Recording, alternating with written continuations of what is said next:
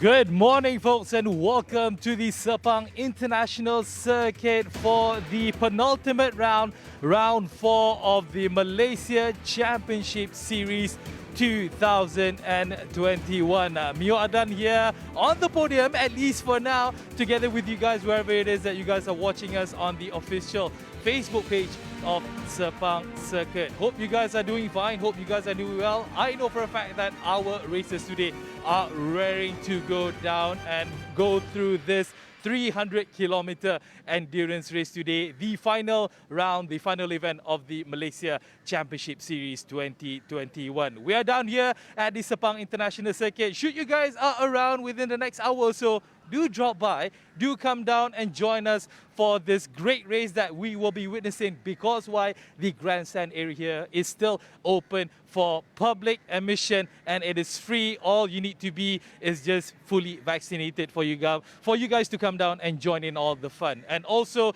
we will never forget to follow all the SOPs that has been enforced by the government, wearing masks, practice social distancing, and so on and so forth. It is a bit of a gloomy day today, but I bet the racers later will be red hot, raring to go through the endurance race, the 300-kilometer round 4 race here at the MCS 2021. Jeep, what do you think about that?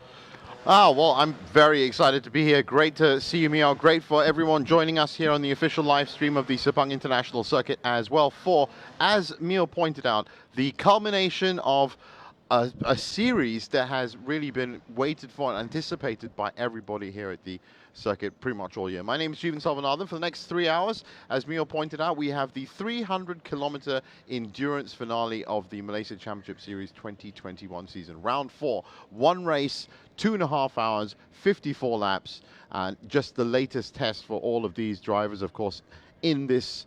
And this 300-kilometer race will, of course, close out the second part of the season. Different strategy, different format in terms of setting up the Malaysia Championship Series for this year, obviously, with the challenges of the pandemic.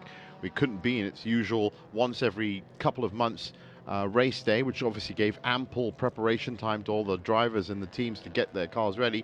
No, obviously the only real format you can follow in any of these pandemic years is a compacted, almost bubble-like situation, which they have had here. It's a compacted season, double-header races. There were 2 races on November 11th and 12th, round 1 and round 2, 2 races every day. And then, of course, yesterday saw round 3, again with that double-header format, which has been obviously a lot of pressure for the teams and the managers to try and turn around their cars with just a 3-hour window between both races. But they have risen to that challenge, and we have seen some really amazing results to kick off not just the season itself in November, but yesterday as well for round 3. And it's led to very close competitions in at least two of the 4 classes that represent the Malaysia Championship Series. If you've never watched this series before, Sporting Production 1, Sporting Production 2, MTC, Malaysia Touring Cars, and the Touring Production class are the 4 classes on show. Different cars, of course, different types of cars in each of those classes, but generally separated by a CC requirement. So about 2 liters, 2000 cc for the Touring Production, 1.6 for the MTCs. A lot of Suzuki Swifts and Honda Jazzes, very reliable models in there. Honda Civics up at the TP level. And as I said, so each of these races have been played out on double headers since the beginning of the season, with the usual standard motor racing points format: 15 for a win, 12 for second, 10 for third. That will be doubled, of course, today because it is a double race. That's a good incentive for all of these teams to just push themselves. So you're looking at a 30-point race, a 24-point second place, and a 20-point third place if you can get them, and that's going to really help what's going on here. Now, the teams, of course, getting onto the grid. We're about 20 minutes away. We will be cutting back down to the pit lane and the grid, not only throughout the race, but also just a minute as the cars are getting ready. A gloomy day, as Mio pointed out. Well, it is morning or mid-morning here in Malaysia, so maybe the sun will come out. For the first time, we actually saw some rain during an MCS race this year last night, or yesterday afternoon, and it was just the last 10 minutes of the race. But again, what results we had. This car will be looking to, or this team I should say, NISA Racing will be looking to have better fortunes for that number 85 car. Great driving team in that car, Hayden Heikel and Adam Khalid, but unfortunately they got no real point finishes yesterday. This car is probably the most reliable finisher of the whole season. Empire M Racing, number 34, Honda FD2, Shazul Hisham, I'm sure is going to be starting off the race in that car. And his partner, Ahmed Shahrazal Jamaluddin, did very well yesterday. It's been just popping up in each of the rounds and picking up points when they need to. That looks like Nurul Husna, another NISA Racing car there. But as it stands right now, and I will be going through these again, of course, later on, if you just look at that should be Brendan Paul, Divyesh Parajan in the grey Swift, and the car in front, well, that is the NISA Racing Civic. That was the addition to the touring production class just yesterday. So Alif Hamdan, Lai Wei Singh have been running a solo car for the first two rounds, and then that car, in fact, the all-dominating our engineering Honda Civic from the last, I'd say, 2 years of this competition. That includes the pandemic break of 18 months. They had a bit of a scrap, but again, Alif Hamdan, Lai Wei Singh came out on top there on a clean, and that brings us nicely to the point situation. They're on a clean 90 points now from 6 wins. In MTC, you've got Leona Chin now leading the pack. Now, this was interesting because she started the day not leading the pack. She had 37 points, I think it was. Ronnie Risman was, in fact, leading that MTC category, but a double DNF for Ronnie Risman and his partner meant that and Saiful Nizam Kamaruddin, and that meant that they didn't score any points. They're still on 47 points. Brendan Paul is up to 22 points from a good couple of finishes yesterday, a second and a third, by the looks of it. But Danny Chin and Leona Chin were the two big names in MTC that really bolstered up their points. So Danny is on 40 points now, and Leona Chin 3 wins out of 6 races. A couple of DNFs in there as well, but Tedco Racing managed to get the best out of the car on 3 occasions. 3 wins for her. She's going to be hoping that it's going to be 4 with double points today. So everything to race for in MTC, everything to race for in SP2. A great double win from Eddie Liu and Speed X Racing yesterday have put them nicely in the mix. Doing 33 points now. Of course, 30 of those points turned up yesterday. Putra Adam on 46 points, Imran Wafi on 30, Mitchell Chad Adi Rahimi on 42 points, because they also didn't really get much of a run out yesterday. And Hayden Heikel also on 48 points, 1 DNF yesterday, but then a 6-point finish as well. And I just heard that we can get down to the grid now. Mio is with one of the drivers. Let's get inside the cars at round 4. All right, guys, I'm here with car number 11, Jason Chow, on the track here, row number 2. 300-kilometer endurance race. This is all about performance and all about making it through. What are your chances today, you think, Jason? Today I think it's very hard because I'm the solo driver. Yeah, so I hope I no mistake and finish the race. Just very happy lah. Yeah. Yeah, okay. So any special strategy that you're putting on with the drivers and with the engine quality that you have right now? Yeah, honestly, I don't have any strategy. So just keep crossing the number 1 car lah. All right. Okay. All right. Thank you, and good luck, Jason. All right. Back to you, man. Thanks a lot, Mio. That is the easiest strategy in motor racing. Just keep your eye on that number 1 car and you just go for it. Regardless of whatever else is doing, if you stick with that number 1 car, you're going to be doing pretty well. On that note, Jason Chow did very, very well yesterday, and that leads us nicely into the SP1, which is the most keenly contested class today. Ken Urata with a wonderful 3rd win yesterday as well. He's now up to, a win and a 3rd. He is up to 67 points. Shazul Hisham also on 67 points, and Jason Chow there up to 62 points.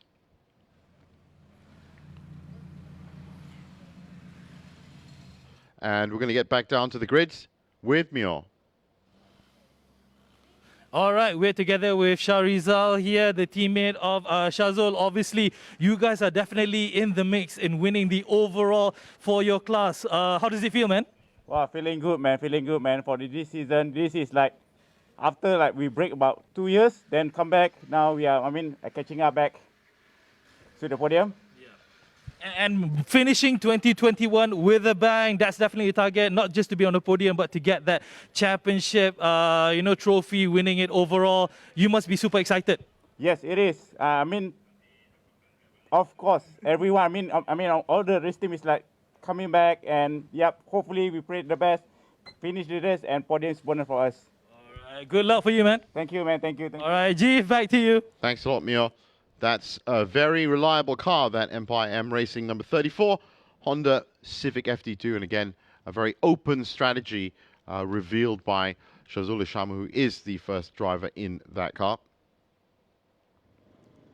So we've got a few minutes before we can tell, probably about 10-minute board there. A lot of great to see all the mask compliance there. Just a quick reminder, as Mio pointed out, you still can catch the end of this race if you do get up to the Sepang International Circuit. Free entrance to the fully vaccinated to the grandstands, but just as you see on the screen now, you have to follow the SOPs and maintain your social distancing, keep your masks on, sanitize your hands, try and get away from large gatherings. And when I say large gatherings, you can look at that screen, you can see that there are actually spaces between all the people as well. So should be the 10-minute board. Non-essential personnel will be asked to leave that grid as we get to the 5-minute board and the 3-minute board.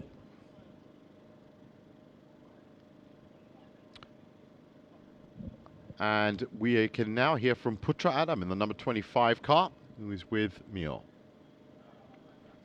Guys, I'm with Putra Adam here, raring to go. Really can't wait to start the 300-kilometer endurance race. Man, you must be pumped up. Yeah, I'm really excited, just ready to race right now. Right. So basically, 300-kilometer race is definitely different from what we have experienced in round 1 and round 2. It's all about getting the car, making sure the car is in tip-top condition to last all of that 54 laps. Do you think you have a chance? Yeah, I think I have a really strong chance because the car is really reliable and the team has done such a good job to prepare this car. So yeah, I'm excited to go racing. All right. Good luck to you, Putra Adam, and do your best, man. Thank you. All right. That's it for now. Back to you, Jeef. Thanks a lot, Mio. Putra Adam, another reliable finisher in that car. A lot of podium finishes, and I'm sure that if he's in the mood for doing it, then that could be a very interesting competitor in the SB2 class.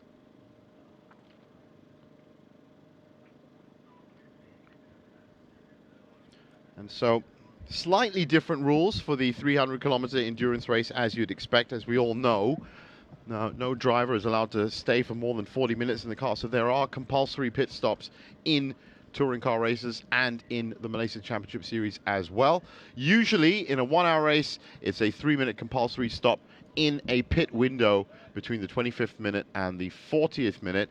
For this 300-kilometer endurance race, 2 5-minute compulsory pit stops with refueling allowed, of course, but the refueling allowed from official organizer rigs, using, of course, our official fuel partner, BH Petrol, and tire distributor Yokohama as well. While we're on that, do check out www.sepangcircuit.com for all the initiatives available here at the circuit. One of them is an open track day where you can bring your car up onto this track and try and set yourself a fastest lap. I don't know what happens if you do actually set the fastest lap. Find out, bring it up, do it, and then we'll find out what happens. And you can also, if that doesn't work out, check out the Sepang International Kart Circuit. I don't know if you've ever been go-karting, but it's a lot of fun, and that is an international-grade go-kart track. Inquiries at sepangcircuit.com is where you have to go. And I was absolutely serious about that. We've seen 227, I think it's 226.953. That's the fastest lap made by Alif Hamdan and our engineering during this season. If you could bring your car up to this track and put down a 224 or 223, I bet you something happens. I bet you get a call from someone, maybe the ZK Development Racing Team or someone. Oh, that's a nice, interesting spectator. If vaccinated, that bird is here enjoying the grandstand view. But good to have all of these things happening at the track. It's just a lot of things have been on December 3rd, I think it was, for the personal electric vehicle. That was the first time that electric vehicles have been out on the track. And over the 18-month absence during the pandemic, then which we are of course still in. I'm not saying we're out of it. And there were a lot of other things that you could do on the track as well. But again, thanks to our partners Yokohama, BH Petrol, KBS, and Sepang International Circuit itself. So 2 5-minute compulsory pit stops, as I said, with refueling. And that is essentially it. 54 laps means in this time of day, means we could start gloomy like this, but we could end in bright sunshine. Yesterday's round 3 saw a very sunny and hot morning session. And then, as I said, a bit of rain in the afternoon as well. Bittersweet, I guess you could say, as this will conclude the season for these guys. They not only have taken part in round 1, 2, and 3, but also the Sepang 1000 kilometer a couple of weeks ago. And now we all wait with bated breath, not just for the start of this race, but also for the details as to what's going to be happening next year. And remember, these guys were out of racing for 18 long months, and there was a lot of, you know, really just waiting to find out on a much bigger scale as to how racing was going to happen. Good to see 54 lap board at the left of your screen. Nice long race, not as long as the Sepang 1000 kilometer, of course, but probably the same kind of strategy that you're going to be putting in there with the 2 pit stops, the 2 pit windows. Well, actually, I suppose you could say 2 compulsory stops. Where you place them means it's going to be very interesting. The general name of the game in touring car racing is just make sure you're at least 1 or 2 laps ahead of the person behind you and then come in. And that gives you adequate time to get that all sorted out. But sometimes you don't get those opportunities. So we wait now for the formation lap to start.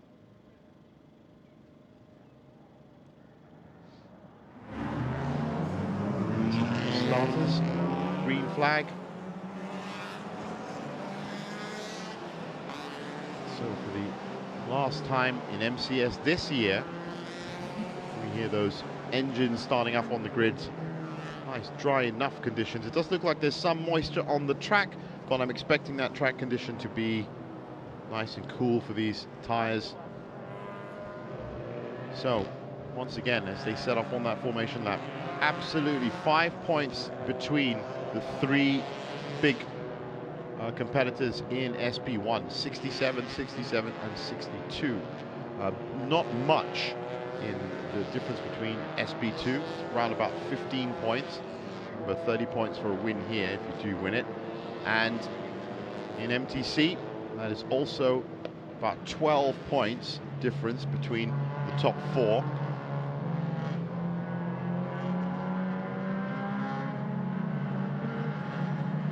That looks like a nice dry corner, number 4.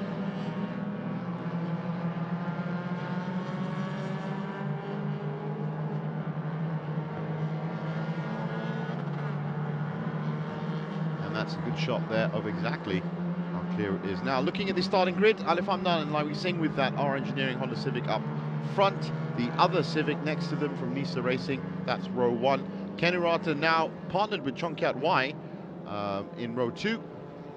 Row 4 is Danny Chin, Brendan Paul, Nurul Husna, and Leona Chin, Chai Kok Ho and Ronnie Risman from row 4 to 6.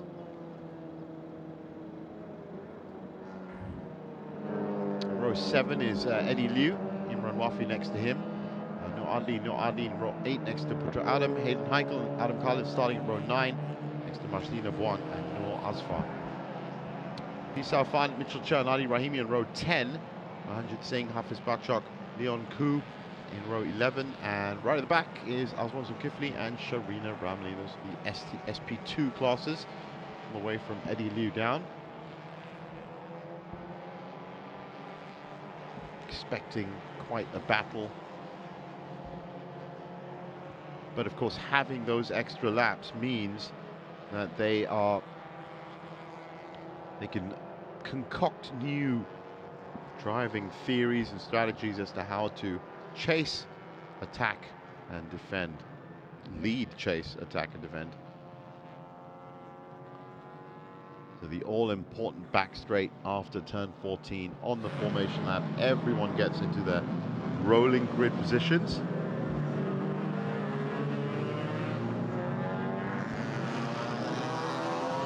The first time we've had a 300-kilometer race. It's actually quite standard to finish the MCS season with the 300-kilometer endurance, something all the drivers look forward to. That is a very orderly pattern.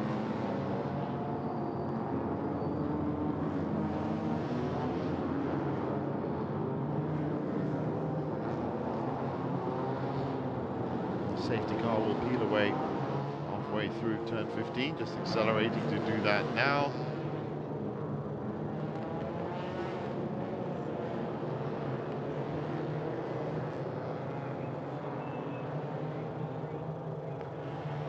As they come round for the final time this year, the lights are red, and soon they will turn green.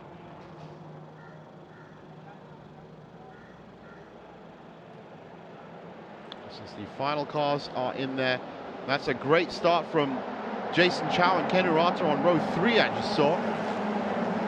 That's both of them marshalling there. That's Empire M Racing coming up on the right of your screen. The two Honda Civics right at the front. But look at the three cars behind them. Leona Chin just holding her position behind those three Hondas. And it looks like Ken Urata has slipped into third spot, but that's overall first for SP1. Empire M in second, Jason Chow in third. That was the big fight, remember, with just 5 points between them, and a good start now. There they are, the three behind the front two cars. That is 5 points between them in the championship, and it is in fact Ken Urata, Shazul Hisham and Jason Chow topping SB1, and second, third and fifth overall.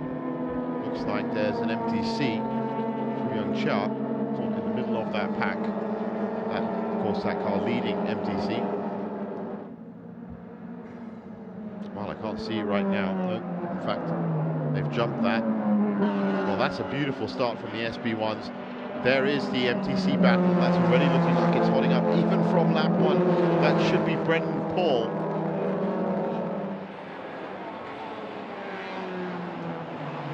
Leona Chin just hanging back in third. I can see an MTC, and behind them, that might be our first SB1 leader, Eddie Liu and SpeedX Racing once again. What a great start.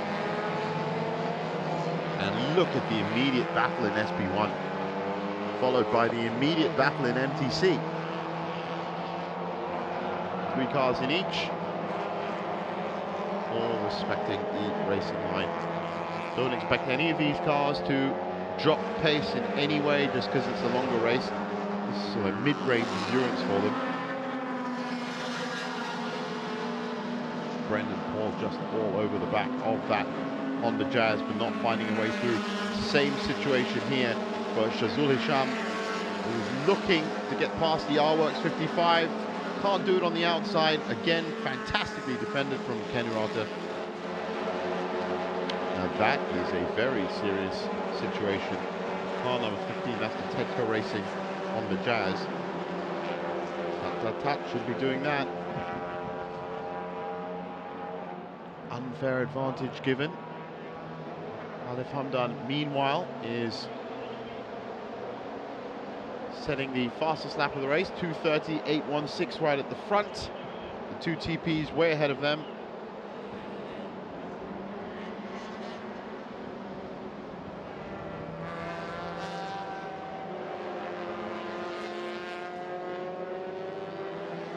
Looks like the big SP2 battle, and it should be Michael at the front of that.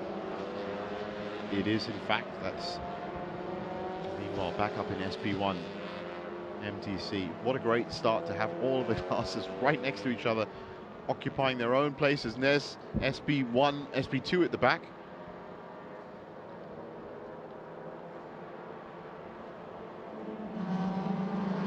So the 2 laps completed.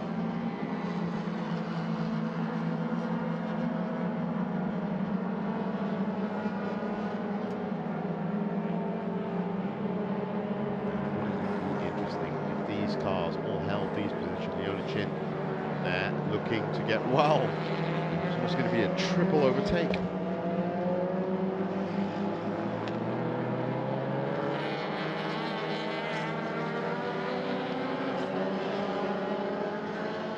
That's inside the car.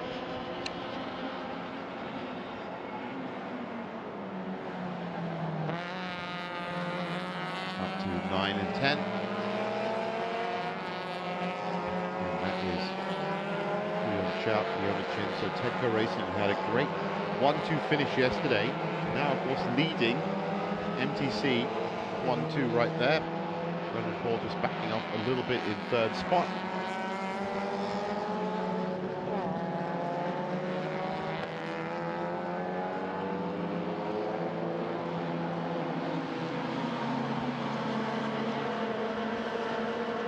And there is the SB1 fight still raging, getting even closer. In fact, Ken Urata has now conceded top spot in that class, now in second. You get to see that on our cameras, but he's obviously not very happy about it. As you can see, he's looking to correct that mistake immediately. And meanwhile, Jason Chow lurked behind both of them as they approach turn 1.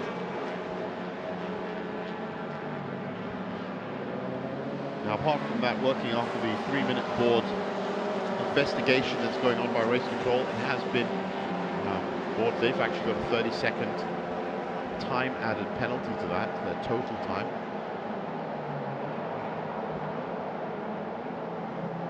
And apart from that, the starting procedure for all the cars has been ruled as green and good. But what a battle we've got here. So Ken Urata really upset that he had to concede that first position. He's all over the back bumper of Shazul Isham. This has been happening for the last 2 rounds now.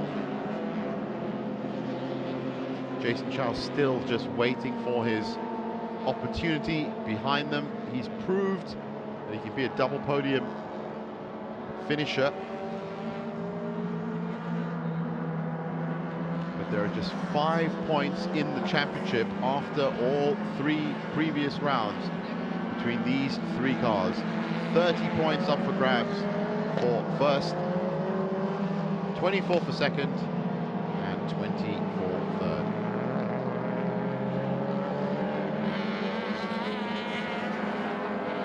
Jason Chow now looking like the faster car in that pack. I'll just confirm that for you. Yes, he is. Jason Chow is lapping 0.03 of a second faster than Ken Urata, so he should be getting through if he can find a gap. And Shazul Isham is now lapping about 0.04 of a second faster than both of them. So Jason Chow definitely the one doing the pushing and asking all the questions.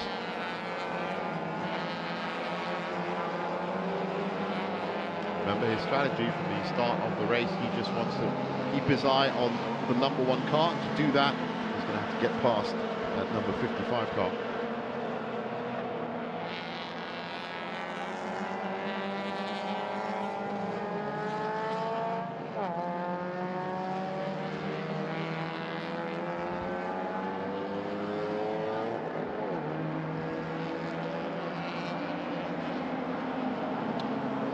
Look again on the home straight. Shazul is drifting over the line, making sure he's got a good entry into turn 1. Racing team.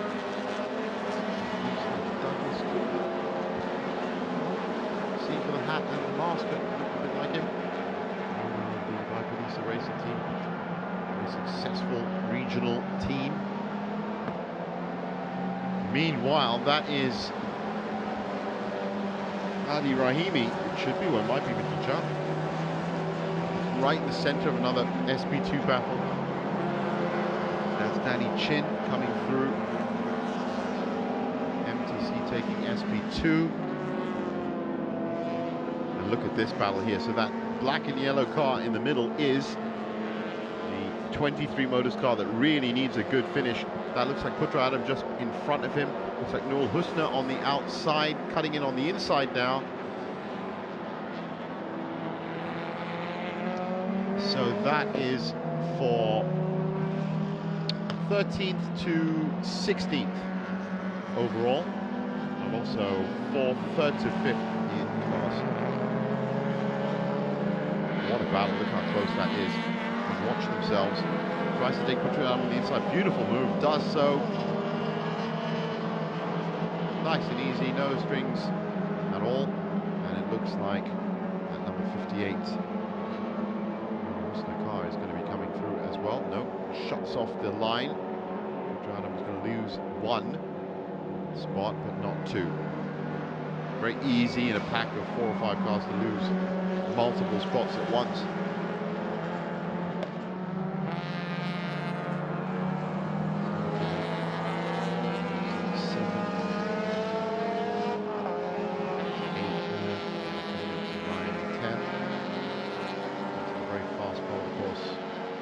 Onwards all the way up to 15.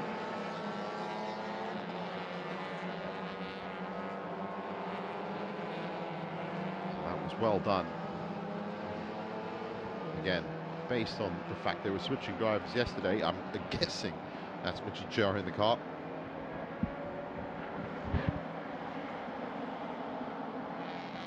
Two compulsory 5-minute stops. Some point over the 49 laps. And if you look at how close these cars are racing right now, none of them are going to want to do that soon.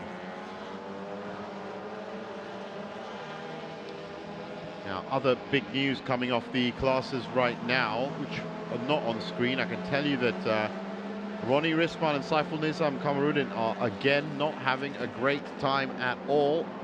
They're lapping at 2:52 right now, which is a good 10-11 seconds off pace. Leon Koo also is having a bit of a nightmare. They're rooted at the bottom of the overall classification, 22nd and 23rd. Of course, Ronnie Risman was, before this second half of the season, early leader in MTC. So that's going to be great news for Danny Chin and, of course, Leona Chin as well. Leona Chin is still leading MTC.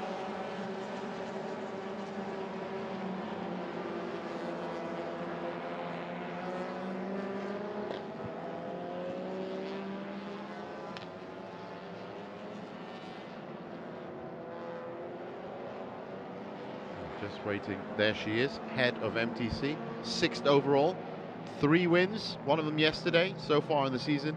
She wins here today. That's going to be the championship for MTC. And currently 3 seconds ahead of our sister car from Tedco Racing. So Tedco Racing looking for that 1-2 finish again. So they should. There's no constructors table, unfortunately, in MCS. And I'm sure they keep private notes as to who won what. Now that actually looks a lot longer than 3 seconds, but that is 1 and 2 in MTC. Leona started round 3, had a bit of a nightmare in race 1 with the car misfiring. But they seem to have fixed those problems. And this number 15 car has also put some speed down on the track. Mark Darwin should be taking over that car.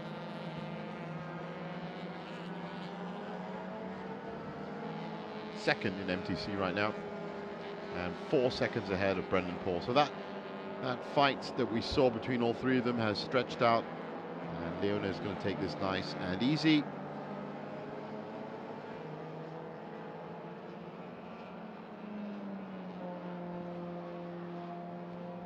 Drift champion, of course, national drift champion in Malaysia.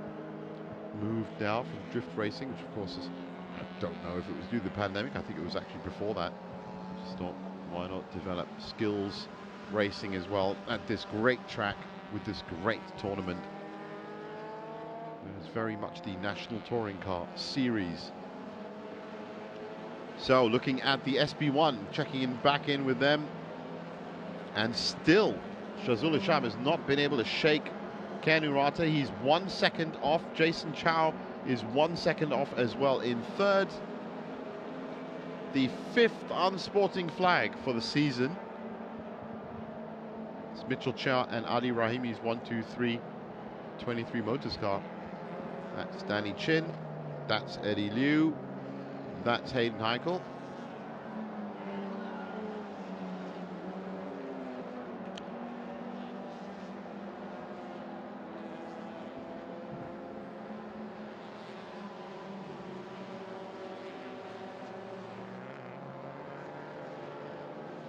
That car, that yellow car, that 98 car, double winner yesterday.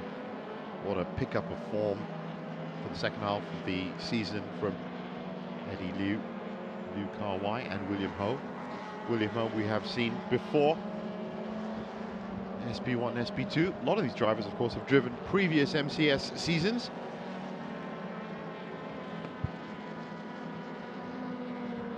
So there's a lot of nice battles already brewing with 48 laps to go now. We've got this one. That is for 10th and 11th overall, but also for first and second in class. That's the car that's first, and the car just behind them, the one that really had a lot of troubles yesterday there, is second, drifting their way almost through turn 7. That's one of the fights going on. Of course, the SB1, that fight is still 2 seconds between all of them.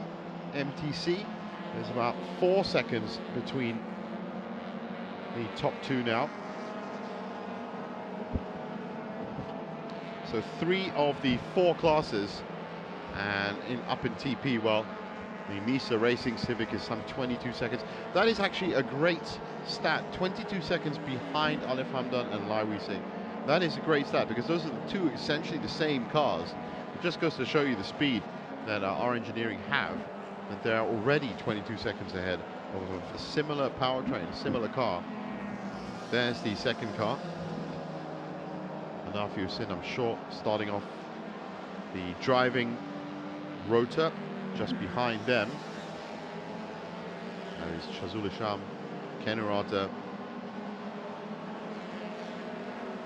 They're both now lapping a bit faster than Jason Chow. In fact, 2.32 from Shazul at the front, 2.33 from Ken Urata, and a 2.34 from Jason Chow.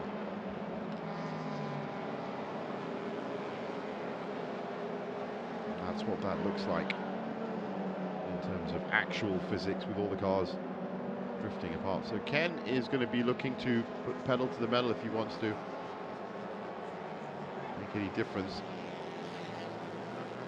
He's definitely looking for his 4th win here in the 300-kilometer endurance. And if you have just joined us, and it's just the right time that you have, this is the Malaysian Championship Series 2021 season finale, grand finale, round 4, endurance 300-kilometer race, 54 laps, and of which 47 are left to go.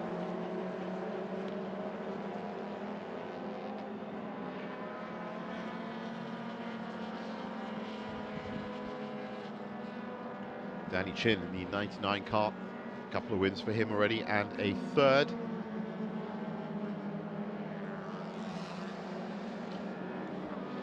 That's looking pretty tight in SB2. Quadratum there, turning around turn 5. Richard Sharp now with the Kino Motorsport 888 car right behind them. That's great from Noor Adli.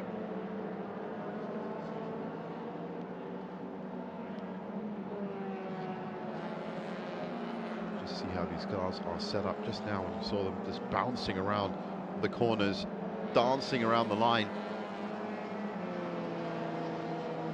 You never know what you're going to get from one of these cars when you start hurtling around these corners. So this used to be a tightly packed group, but now breaking into 2 packs.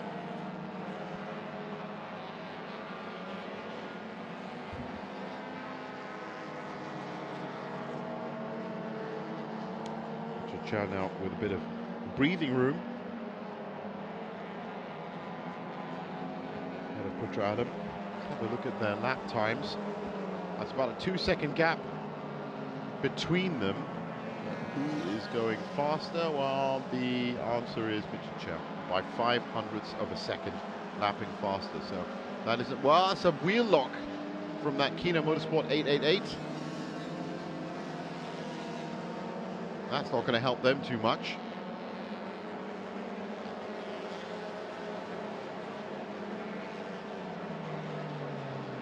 staying in the slipstream. Getting a little bit of drag, having a little look on the inside, but not going to be close enough. Richard Chow is another. In fact, both the drivers in that 23 Motors car tried it on the inside. Well, that is really just manhandling the line. That wasn't luck either. That looked like it was actually mined by 23 Motors. That's what I was talking about. They're very trained drivers.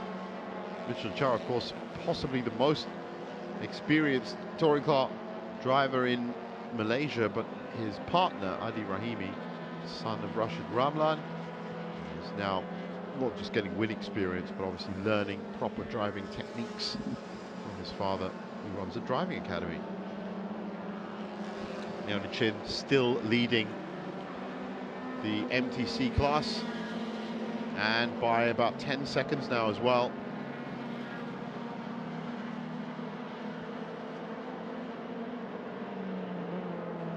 A couple of waves out the side of the car. I don't know what that was about. That was good. Absolutely nobody around her.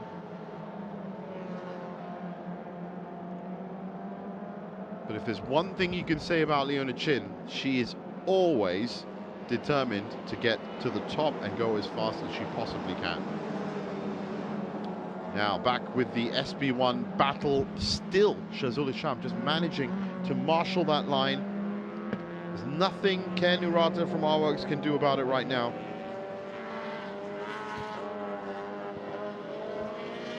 Checking in on their lap times. Yes. Well, in fact, Ken is lapping about 2/100ths of a second faster now, so he is trying to push it. He's now the fastest of those 3 SB1 cars. And there's action all over the track today. That is Hayden Heichel and Eddie Liu. First and second in SB2.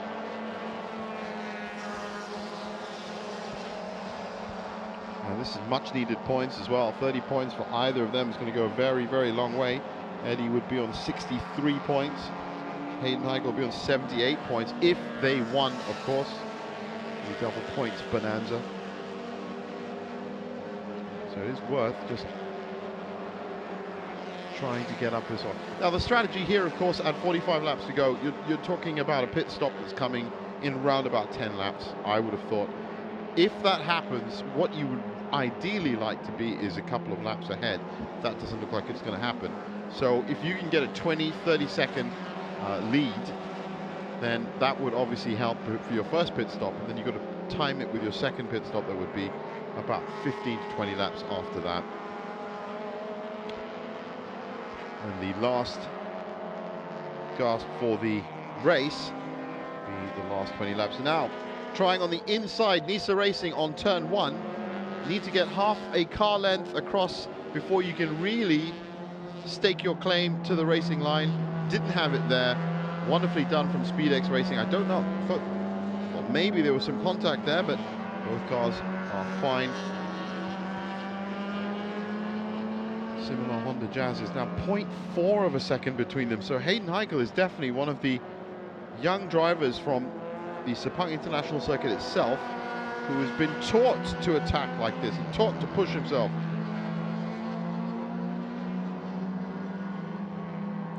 Late braking there. Be coming down now. Very fast part of the course. This will be taking them into 6 and 7.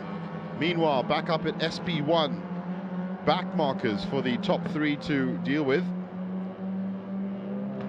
With touring production off on their own R&D quest, this really is the real front of the pack. And again, it's Empire M Racing, that 34 car, that is asking all the right questions at the right time.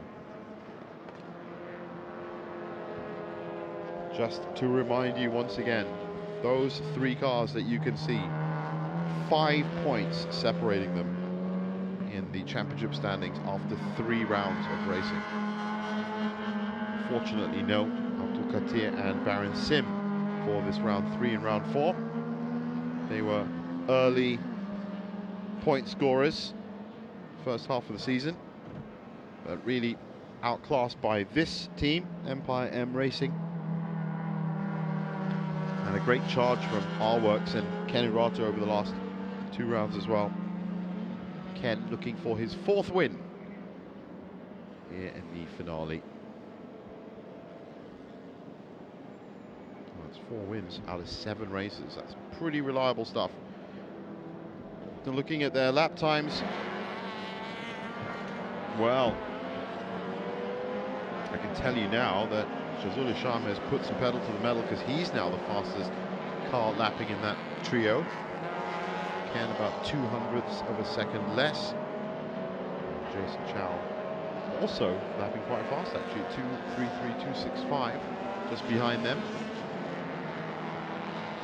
Plenty still to come from this top trio in SP1.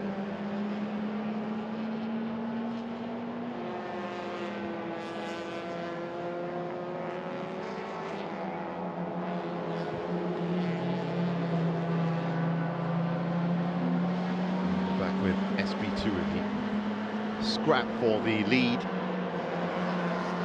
Still absolutely nothing behind them, between them. Let's just find out kind of laps. Well, it is Hayden Heichel that is lapping 100th of a second faster than Eddie Liu up front. So he is pushing that car.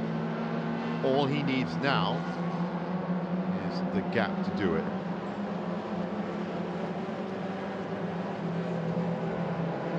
That's our overall leader.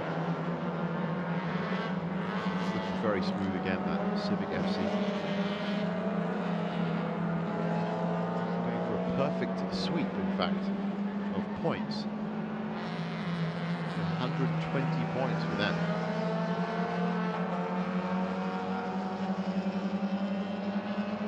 But a different type of competition for them, as just sadly not enough entrants in the touring production category this year. And debate would rage as to if there were the usual 6 or 7 cars, which we've seen in past years, would our engineering still be on top? I'd have to say probably yes, because they were the last confirmed winner, the last official MCS season in 2019, plus winner of the Merdeka race in 2020 as well. Clean 6 wins so far this season by running alone. So why not give them a 7th in the 300-kilometer race. Closing up on Danny Chin now, about to go past him, and he nicely stays out of the way, as you should. And that's overall classification leader 4.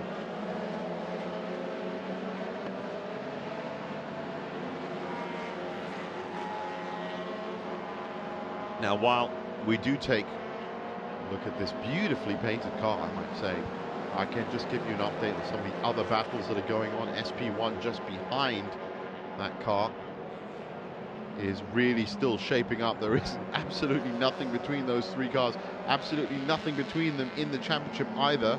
The pit window is open. And there's that fight for SP2. Hayden Heichel has managed to get ahead as we thought. Is he still going faster? That's the point. And he is by 0.05 of a second. So Eddie Liu has to either bite back right now or find some way to squeeze a tiny bit more energy out of that speed and energy out of that Honda Jazz engine. That's what's happening in SP2. In MTC, Leona Chin still ahead now by 15 seconds. That's what I was talking about. Great ride so far from Leona Chin. Tedco Racing also in the 2nd spot in MTC.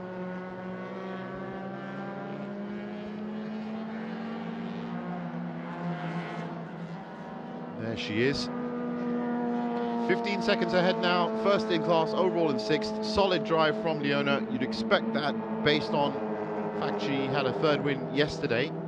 But now, of course, not just racing for the win, but she will become the first female winner of MTC class in MCS history, if I'm right, and I should be right because I've been watching this stuff for the last 5-6 years now, and I don't remember seeing a female driver winning MTC if she can do it. So big achievement for her if she can do it. She was already the first MCS winner, female MCS winner, last year in April.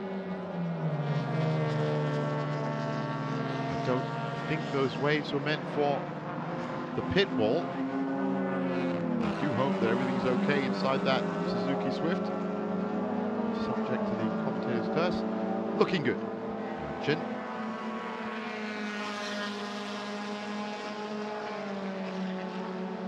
And now on her 12th lap, just 6 cars. 12th lap. Sister car from Tedco Racing coming in now, 15 seconds. I think it should be about 10, 12 seconds behind. 16, sorry.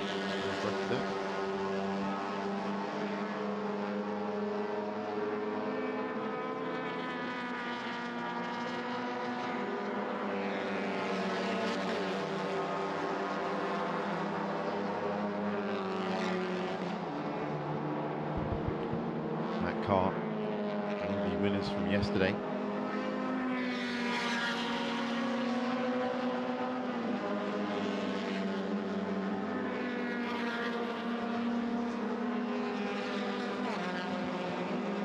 That's Mitchell Chow, and he is, wow, he has closed in. That's the top 3 in SP2.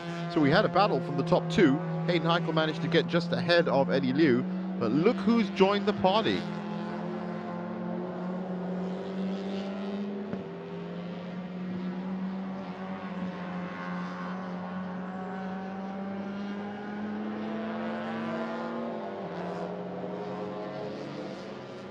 Well, Leona Chin in the pits and now out of the car. Almost a perfect first stint for her. Looking good. Not just for the win, but as I said, so that'll be Akina Teo now in that car, maintaining that lead.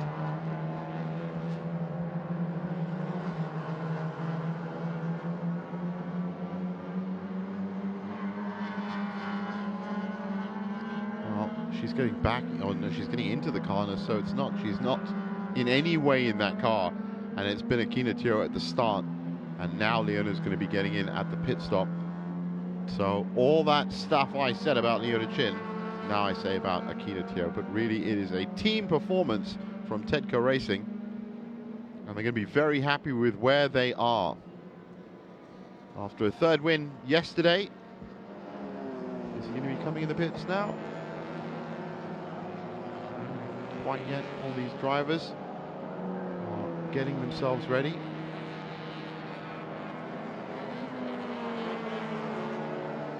And that looks like it's actually been Mark Darwin in that car.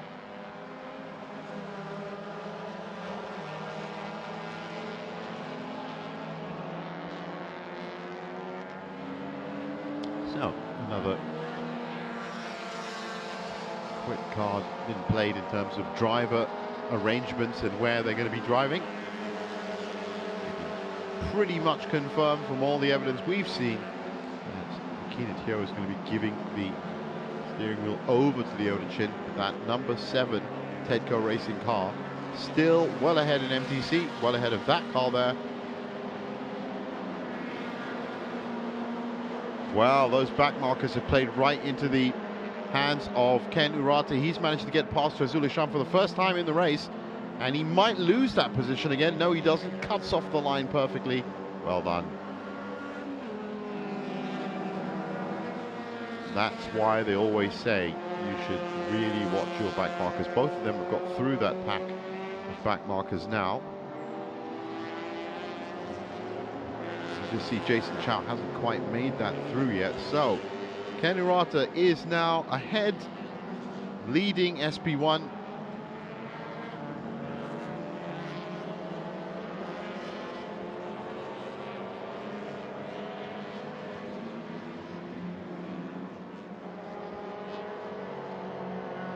Now if you sit 38 seconds behind Alif Hamdan now in touring production.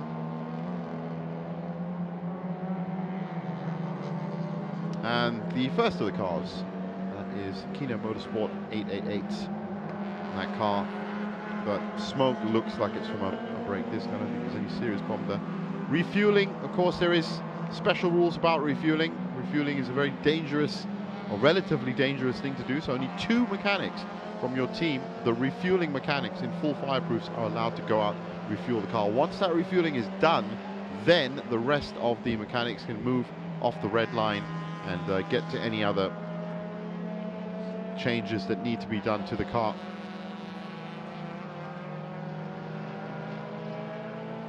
That is the number 99 car. I've been calling it as Danny Chin to start off. Might be Admi Sharul.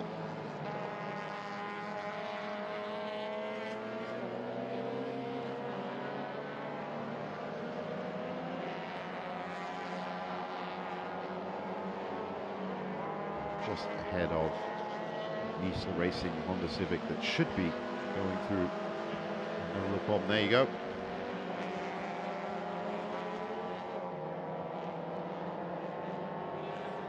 Always let the faster car come through. You've shown a blue flag, so you know that they're coming. And you have to vacate the line. So our overall leader in the pits at lap 15.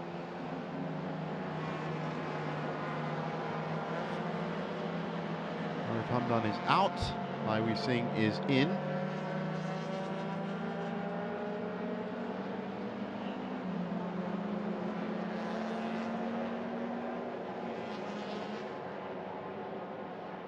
Full tyre change on the jacks. Well, that looks like there's something dragging along the bottom of that car. That's not going to be helping. SP1, a change of lead. Ken Urata taking advantage of these back markers from SP2 and snatching that top spot from Empire M Racing.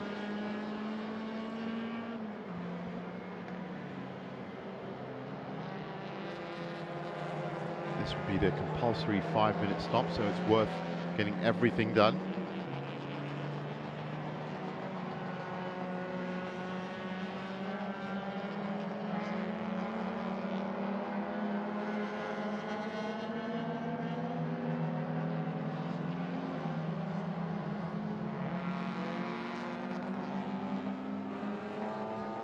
And how about this for a battle in SP2? It used to be 2, now it is 3. Hayden Heichel is now at the front. Could be Adam Khalid, remember that, but it's probably Hayden Heichel. They're all closing up now on what looks like Jason Chow. That is Eddie Liu in the middle. Mitchell Cher now all over the back. I think it's time we checked in to find out which of these cars is actually going faster than the other one, unless we're going to visually see it by a take. Yes, we are. Mitchell Cher is looking to get into the second spot in that group. Doesn't quite do it. Well done from SpeedX Racing. And that gives me time to check out who is going fastest here. Well, it is Hayden Heichel, Nisa Racing are on 2:45.197. Eddie Liu is on a 2:45.095. And Mitchell Cher is on 2:45.265. So it is in fact the yellow car in the middle, Eddie Liu, that is going the fastest out of all 3.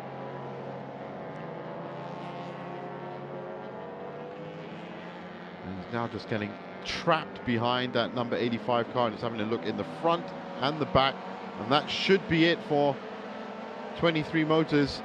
Still can't do it.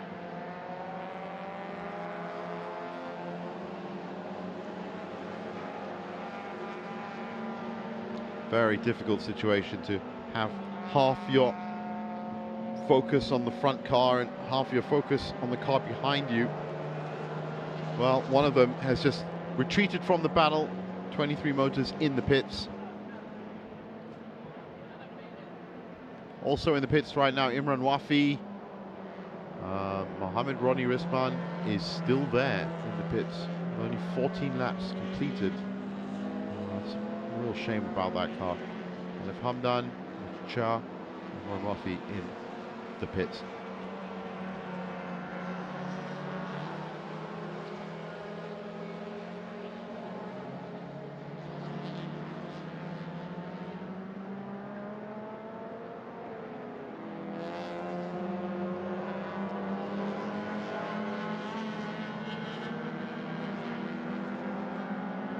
Battle raging on still.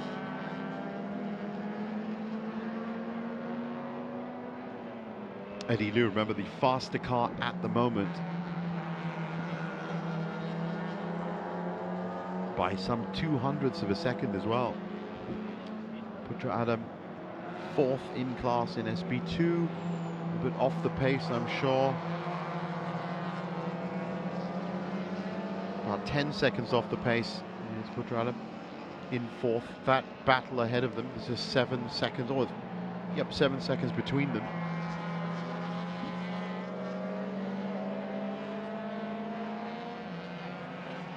Slightly off track, so I'm not worried about that.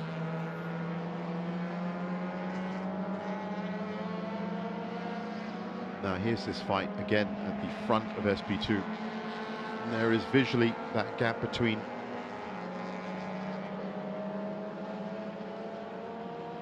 third and, well, now second and third, as Mitchell Chow was in third. He's currently in the pits.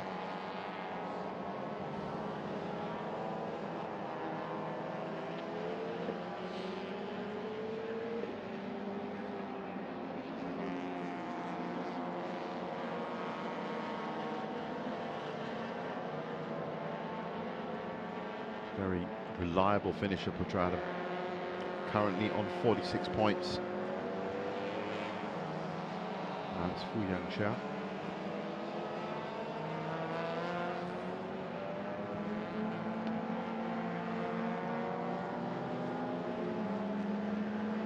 That car did well yesterday.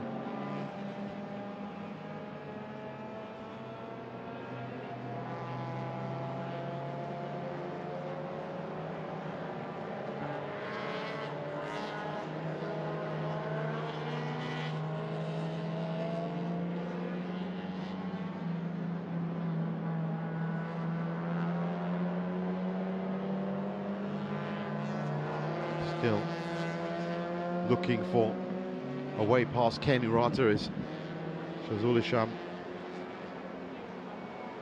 Jason Chow now back in the mix between them, or behind them I should say, and he's the one that's lapping fastest between all three of them by some 700ths of a second. 2:33.102 for Jason Chow at the back, 2:33.758 for Shazul Isham in the middle, and a 2:33.827 for Ken Urata at the front. So Ken is now the slowest car in this trio, and both of those cars on your screen closing in on him, and at quite a decent rate as well. Effectively the top three of the race, definitely the top three in SP1. In fact, the only three SP1 class cars out today. That's the whole class on your screen. Well, that's never a good shot, because usually means that somebody's gone off in the gravel. Thankfully not so this time.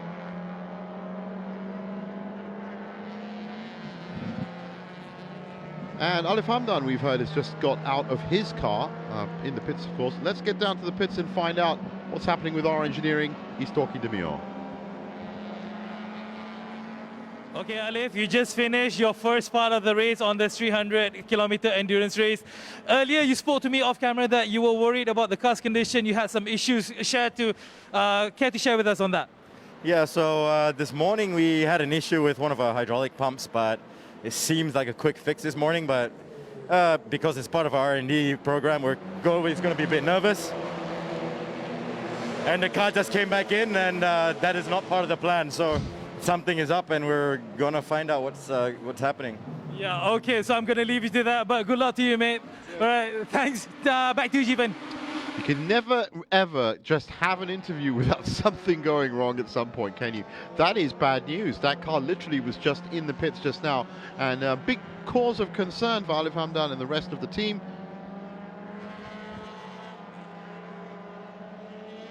Meanwhile, that was even more interesting, because that looked like Ken Urata that has come into the pits, and he is, or was, effectively our leader. There he is, just ahead of Alif Hamdan. And on track. Meanwhile, as all that happens in the pits, it is still that big fight in SP2. Hayden Heichel still ahead, only by a bit of the fastest car on track. That was a bit of puff of smoke. It looked like a bit of a brake lock. But still managing, using all of that experience that he's picked up at driving school up here in Sepang International Circuit. Still a very young driver, of course, Hayden Heichel. But him and his partner, Adam Khalid, both part of the program to develop better drivers around the Sepang International Circuit, using all of that skill and experience right now to ward off a faster car. Eddie Liu, coming off a double win from yesterday, round 3, is currently lapping, well, round about the same speed actually, so Hayden has responded. But this fight has been going on for a good few laps.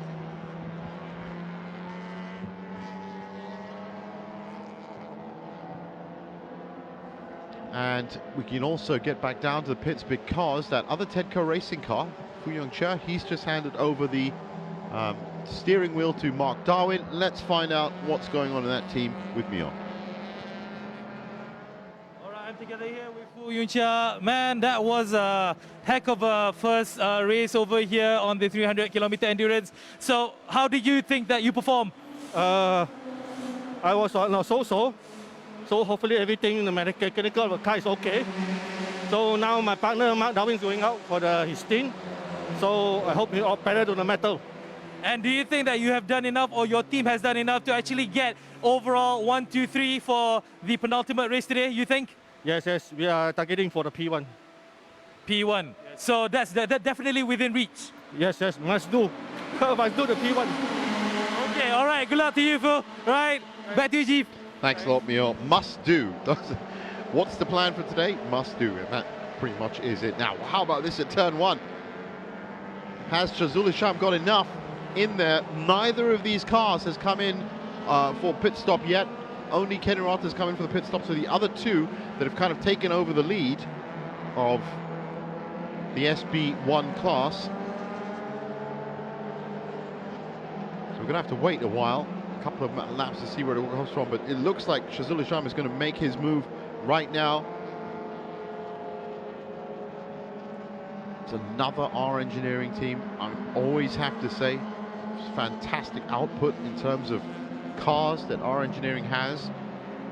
They have cars running in SP1, they have cars running in SP2, and also in touring production.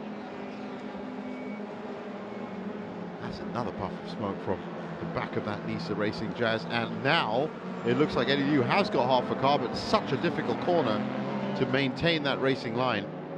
He almost had, he was almost side by side, but natural flow of the corner pushed him out the other side of the racing line. But he looks like he is pushing. We'll have to check the lap times on both of these cars, and right now I can tell you that it is, well, it's still Hayden Heichel that is lapping faster, though it doesn't look it.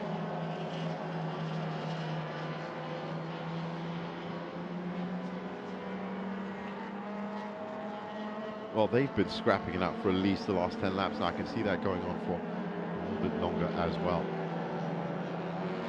Jason Chow now officially the leader of SB1, just biding his time at the back of that pack, and has come out just the right time. Leona Chin and Akina Teo still leading MTC.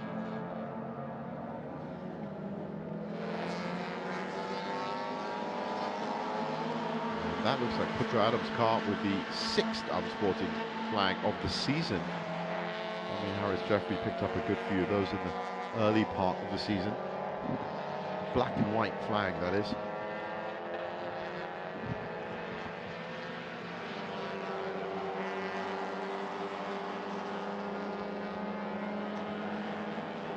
It looks here that Nisa Racing having a much better time of it in SP2. That car, that number 85 car, had a blowout yesterday. That should be Mark Darwin coming out of the pits after his compulsory 5-minute pit stop.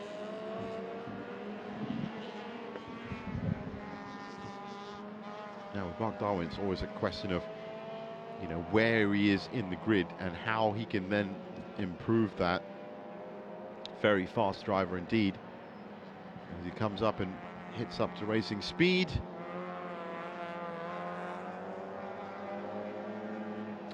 So this looks like a good mid-pack start for him.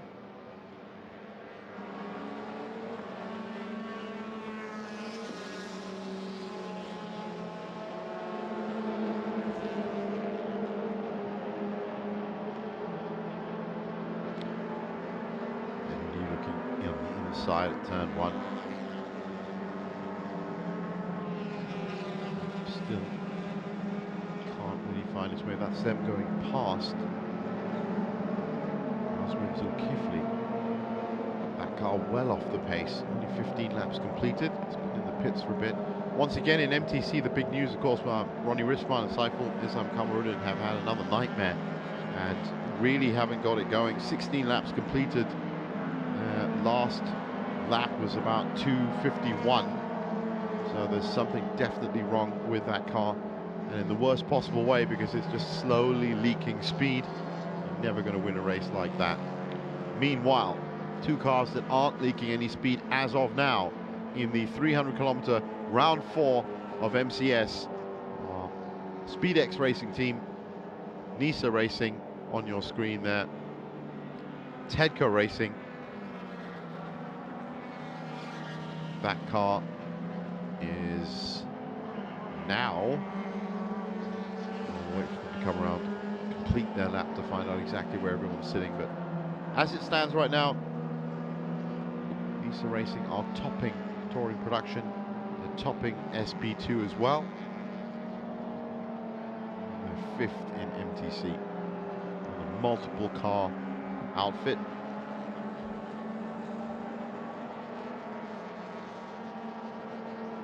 Now, both of those cars, well, that is the first pit stop as we were expecting, because they didn't leave it quite late.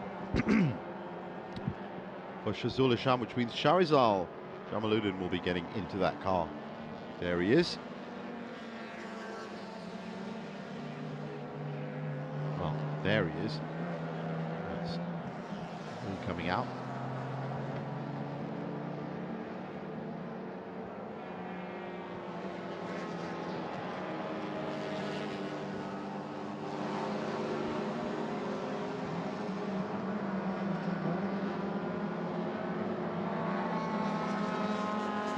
Racing. The engineering team now behind the car, behind the wheel of the car.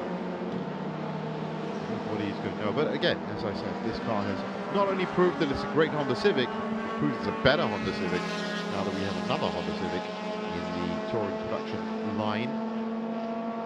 That really is down to the slick work from our engineering.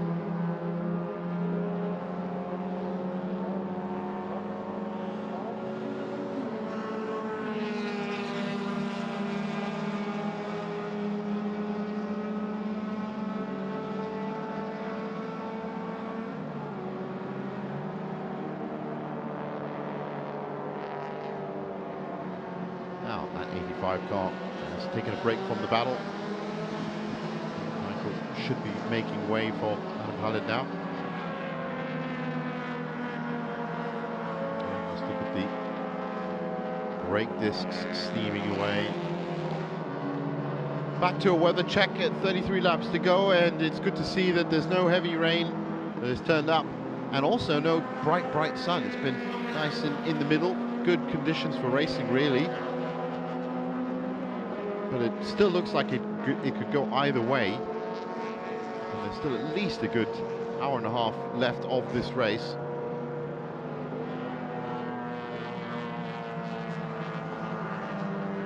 So we hope, wait to see. Now, I'm not sure if that 99 car has actually been in for a pit. Let's have a check. It hasn't yet. That should still be Danny Chin at the wheel. Anmi Charles ready, I'm sure, in the pits, because that car will be coming in soon. More cars drifting into the pits now. That is Jason Chow. No driver change for him, of course. Leader in MTC, leader in SB1. Second in SB2. All into the pits. Brendan Paul. Might be Divyesh Rajan now. Down in 20th. Not looking so hot today. They were initially fighting. Now 6th in class. And are they lapping way off the pace? And I'll tell you who's really lapping way off the pace, and that's Leon Koo from R Engineering in SB2. 21st overall, 7-minute 50 lap was their last lap. Something definitely wrong with that car. 5 minutes off everybody else. That's a lot of work needed there.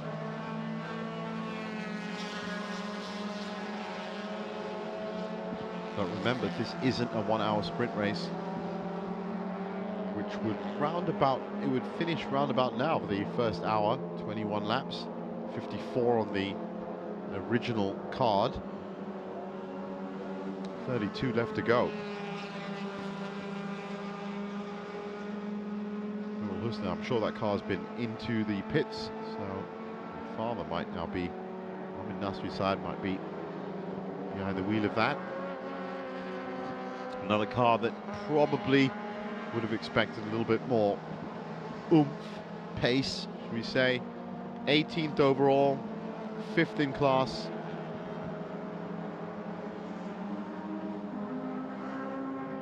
So just the last crop of cars completing their 5-minute stops.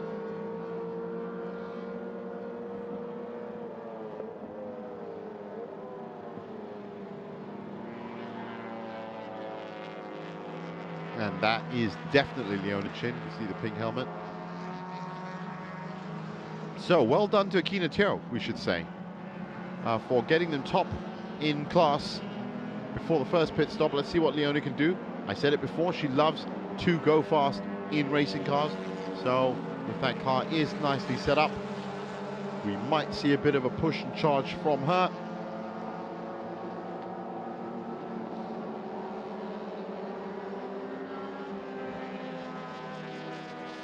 That now looks like Admi Sharul.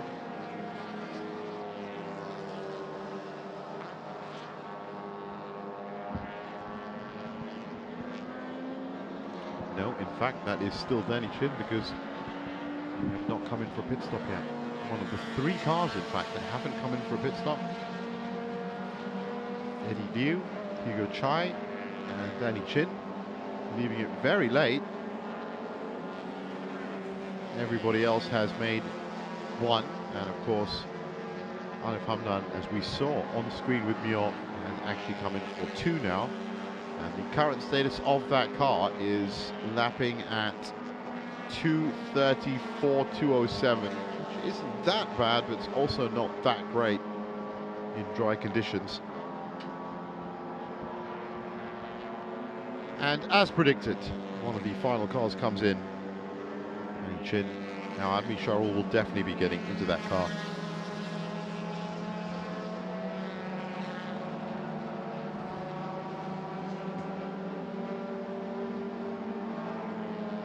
And for the 3rd time, I just saw in the back of the screen there that R Engineering Civic has come into the pits, and deep into the pits as well, right into the garage. So it looks like it's not going to be a clean sheet of wins for R Engineering after all. So Leona Chin has rejoined the race, currently in 10th on her outlap, 3rd in class. Let me just calculate that out, because, well, Danny Chin did the perfect thing. He stayed out for another couple of laps. He's given himself a chance to stay in the lead here. This would be fantastic performance from him if he did stay out for 2 more laps, come in. So Leona is now chasing around to get back on the same lap that he's on, which is 22. She is on 20. That gives her about a 4-minute window to catch up before. And of course, Danny Chin is in the pits now. And he's been in the pits for 1 minute and 25. So Leona's going to have to go around again. Danny Chin currently logged as the leader of MTC, as he should be. Hugo Chai currently logged as the second car in MTC. That's Mark Darwin.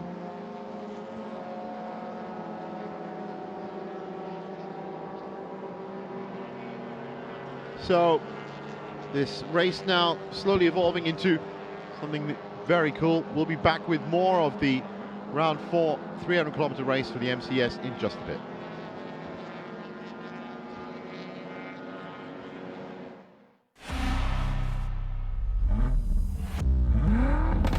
Run towards your dream, because the moment you stop running, the moment you stop fighting, is the day you will lose it. That dream is not going to wait and say take a breather. It's going to say come catch me. Catch me if you can.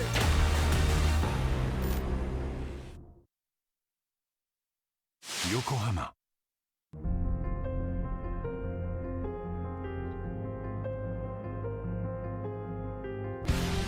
Welcome to the Sepang International Circuit, and of course this is the Shell Malaysia Motorcycle Grand Prix. As you can see, people are starting to walk into the welcome center.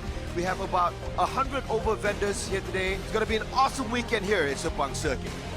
Okay guys, hari ni keadaan sini sungguh meriah saya tengok, dan saya doakan yang terbaik untuk semua pelumba, termasuk Malaysia, ada Rodin, Ki, Syarin dan semua-semua yang terlibat dah. マレーシアの皆さん、日本から来ました。元 GP 楽しんでます。イエーイ。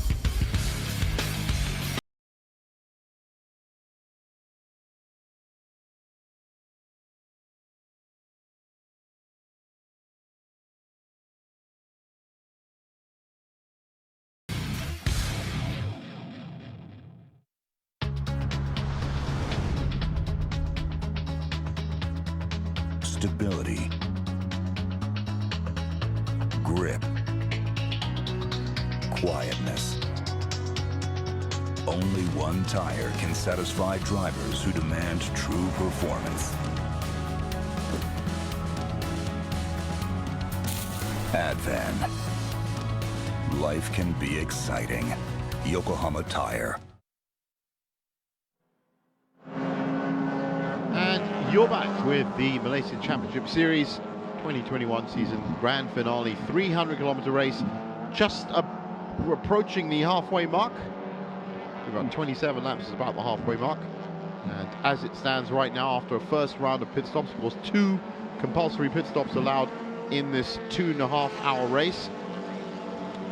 Well, let's go through it as it stands right now.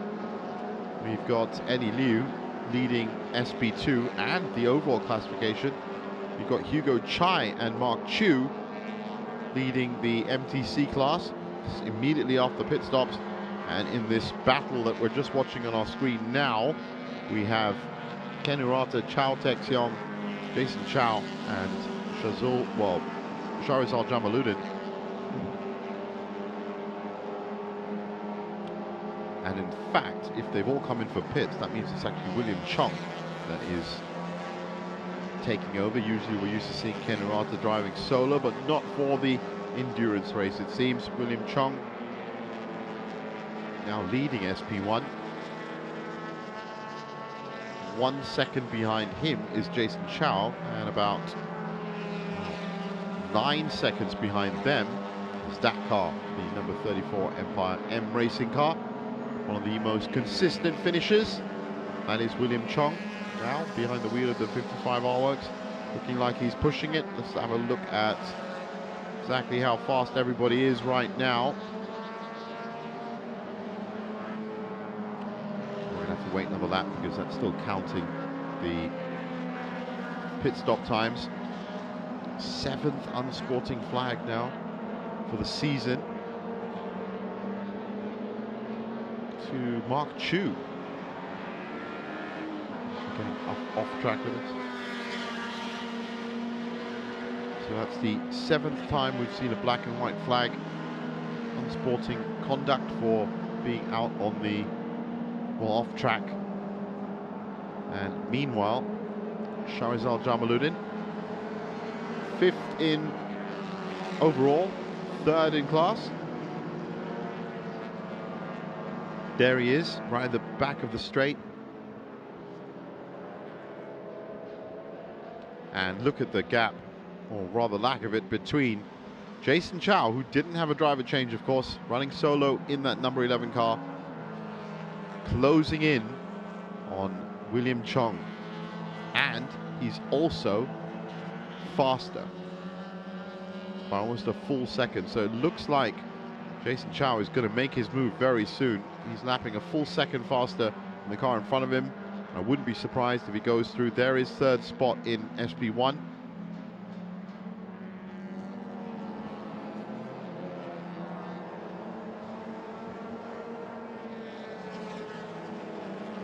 Shahrizal Jamaluddin.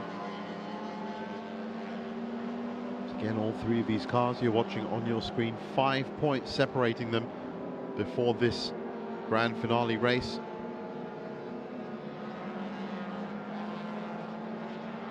So far handling itself pretty well. We've also been very lucky to have clear air and clear light ahead and behind the car.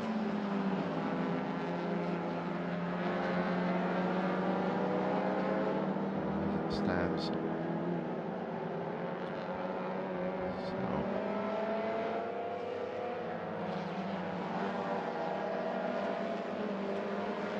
I tell you now, Avni Sharul is out of the pits. So everybody is now out of the pits. The only person left in the pits, believe it or not, is Lai Wei Singh from R Engineering with that Honda Civic.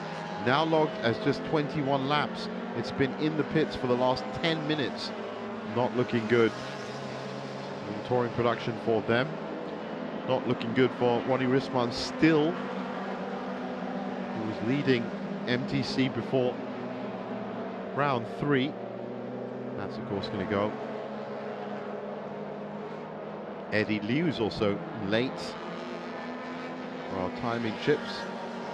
William Ho, I should say. Oh, right, they've come into the pits. So SpeedX Racing Team, the double winners from yesterday, in the pits. Our current leaders.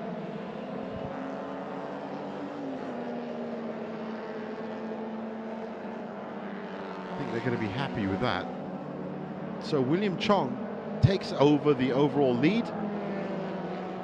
That was the car that just got the unsportsman-like conduct flag, being off track limits.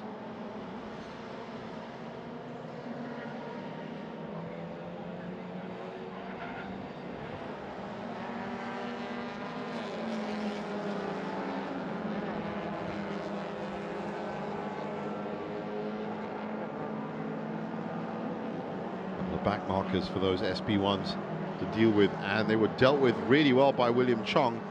Maybe a bit too tight for Jason Chow. Yes, he's going to have to back off, and that's going to be a great boost for the number 55 R-Works car. He's under some serious pressure now. He's going to try and put the pedal to the metal and try and make the most of that advantage. Has Jason managed to get past? Yes, he has.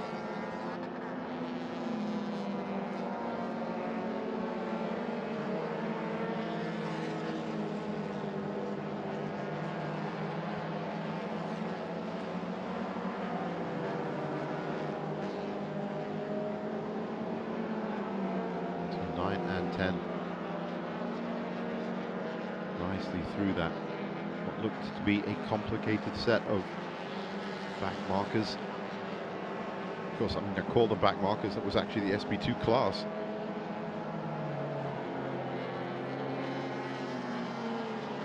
There's more coming up right here now.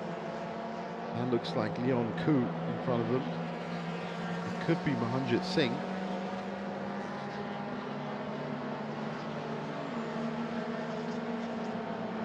It is Mohanjit Singh, and again William Chong is through very easily.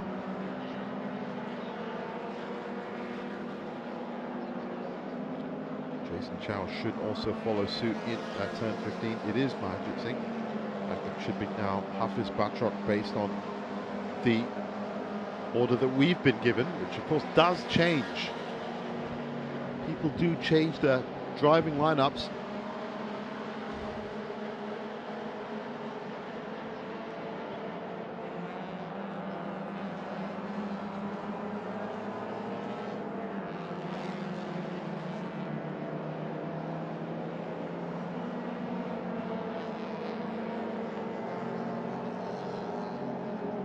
Lap 25 of the race, 29 to go.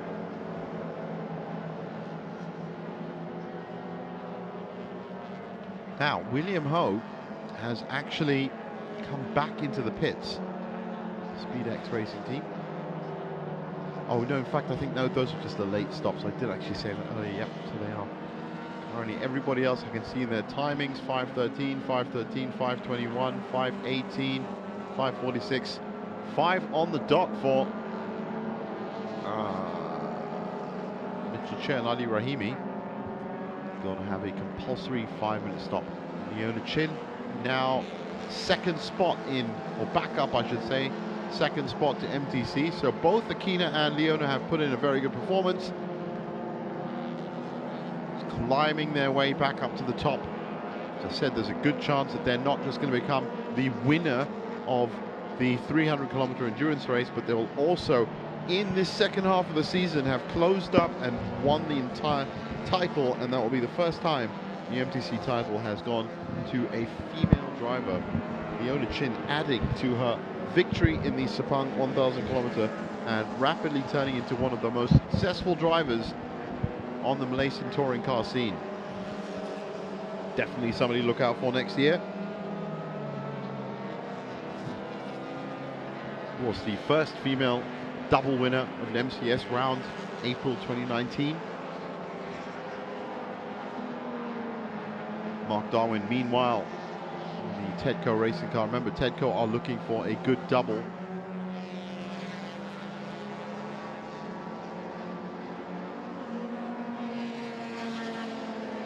So, Hugo Chai and Mark Chu, who are currently leading MTC.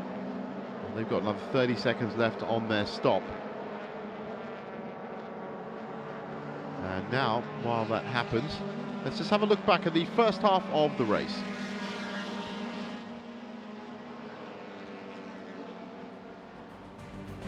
Well, rather gloomy day, as Mio pointed out, overcast. But when the lights turned green, it was a great start from everyone, not just the two Civics at the front. But if you just look at the SB1 cars just behind them, that's Ken Urata and that's Jason Chow, Shazul Isham, all three of them making sure that they get into turn one with a bit of an advantage. There was a huge battle in MTC, but this was the battle that everyone was talking about. Shazul Isham had it for most of the first race, but then Ken Urata, using the back markers, finds his way through, and so far has set up a good standard for SB1. Back in SB2, a bit of contact from Mitchell Chow and Ali Rahimi.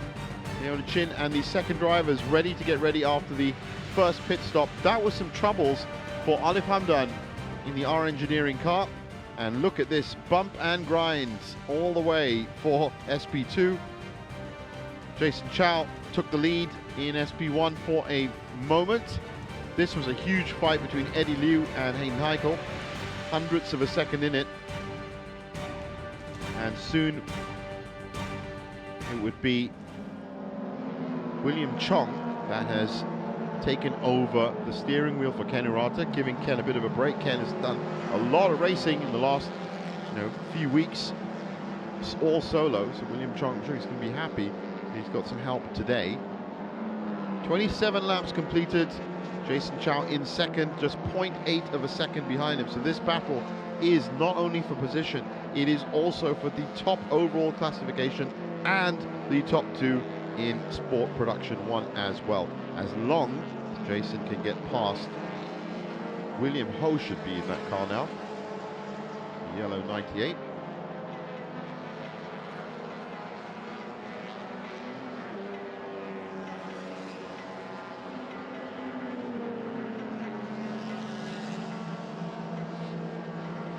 Nicely through. So 0.8 of a second between those two. They're fighting for the top two in SB1. Once again, the top three cars overall have 5 points between them in the championship standings. So it really is important as to who is going to be finishing where. Every corner counts, every move makes a difference. Another set of back markers for both of our front leaders to deal with. Meanwhile, Kifli Othman obviously now behind the wheel of Nisa Racing Civic, leading touring production because that other R Engineering Civic is just out for the count, been in the pits for 16 minutes now. Leona Chin and Akina Teo have moved up to top in MTC, so that championship and win looking good for them as we get into the business end of this race. Mark Darwin has also taken that second Tedco Racing car into second spot in MTC and 6th overall, so that's another 1-2 for Tedco Racing. Mitchell Chia and Adi Rahimi now topping SB2 ahead of Imran Wafi and Hayden Heichel by about 20 seconds as well, so that worked out well for them. And that's where we stand with 26 laps to go.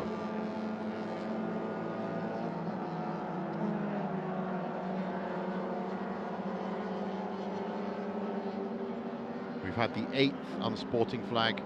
Come on guys, calm it down a bit on the track. 8th of the season going out to Nurul Husna's car. Nasvi Syed's car. Number 58. Off-track limits though. We just saw how important it was at the F1 showdown at the weekend, how important it is to 1, respect the rules, and 2, stay on track limits as well. And that knocks down to every level of motorsport around the world. That's how important it is. There should have been some penalties going off in that F1 race. They shouldn't have changed the rules, to be honest. But hey, what race control says is what race control says. It's something for Toto Wolff and everybody else to deal with, and not us. Meanwhile, Adi Rahimi, I'm guessing, is behind the wheel of that car. They usually keep their driver selections very close to their chest, 23 motors.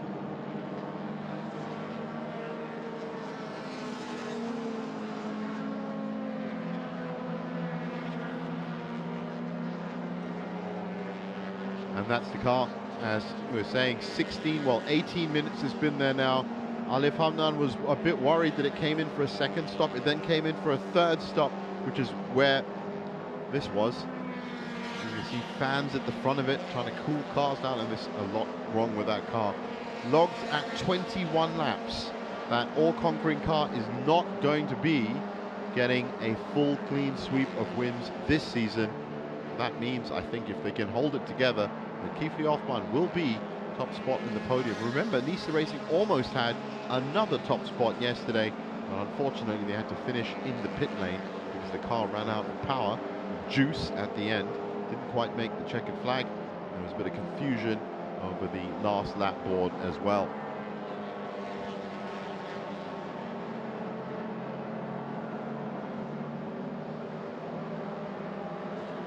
Tell you why, we just look at Mark Darwin, Jason Chow. There he is. Glad they picked up that camera. Look how close he is now. 0.9 of a second. He really wants to get ahead of William Chong.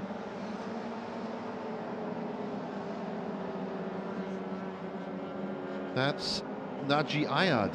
We haven't really talked much about this DNT tuned car today, but they have been in amongst the positions.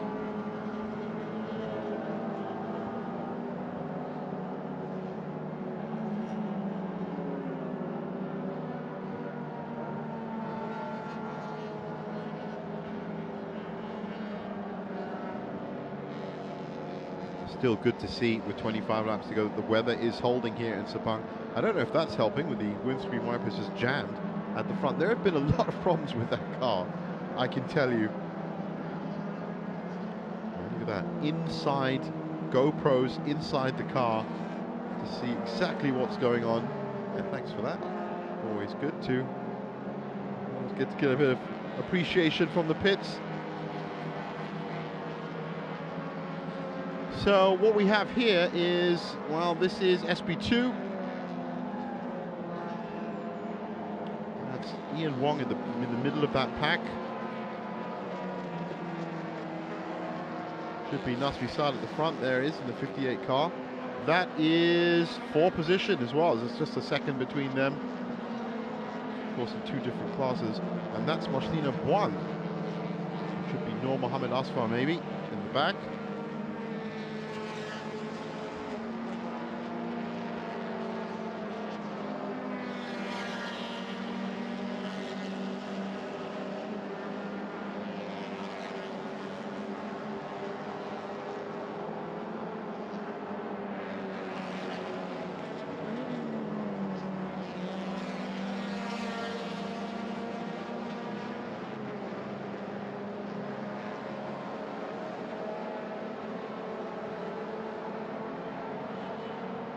just jockeying for position, and it looks like Nasri Saad is not going to be giving up an inch of that racing line.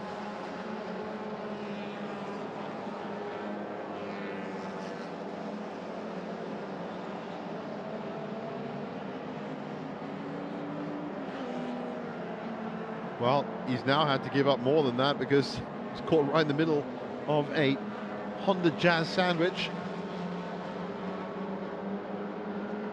It's actually a Suzuki Swift on the other side, so a Civic, a Jazz and a Swift. Nice move out there, but it didn't quite work out, and so still we've got that front Honda that is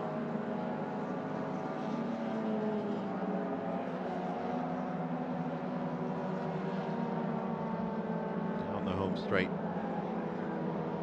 The battle at the front is lengthening out a little bit. 1.5 seconds between William Chong and Jason Chow now, and a full 18 seconds between Jason Chow and Shahrizal Jamaluddin. Empire M Racing scratching their heads a little bit now, going, oh, how are we going to use the second pit stop, which should be coming up in about 10 laps. How are we going to use that to our advantage?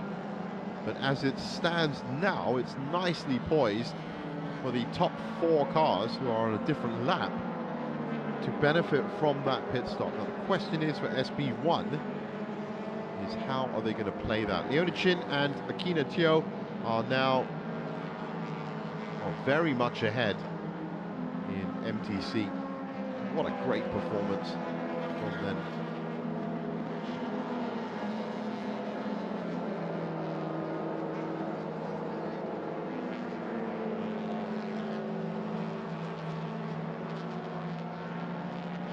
That is the new leader, we should say, of touring production after the unfortunate, what looks to be a retirement for Alif Hamdan Laiwi Singh. And as I said before, this car, this #1 car, did almost have another win. It did almost break that clear run of wins that our engineering have been having, but they couldn't make it to the finish line, had to finish in the pits. There's a bit of confusion over the last lap board. And so even Alif Hamdan himself, who went to the podium, was quite surprised to be up there, to be getting another win. They've had 6 wins, but it looks like with that car in the pits for 24 minutes now, still stuck on 21 laps, they're not going to be getting any points, or they're not going to be getting a win, I should say, here in the round 4 300-kilometer endurance. Meanwhile, at the front of SP1, and to be honest, at the front of the entire field, William Chong and Jason Chow battling it out with 1.5 seconds between them.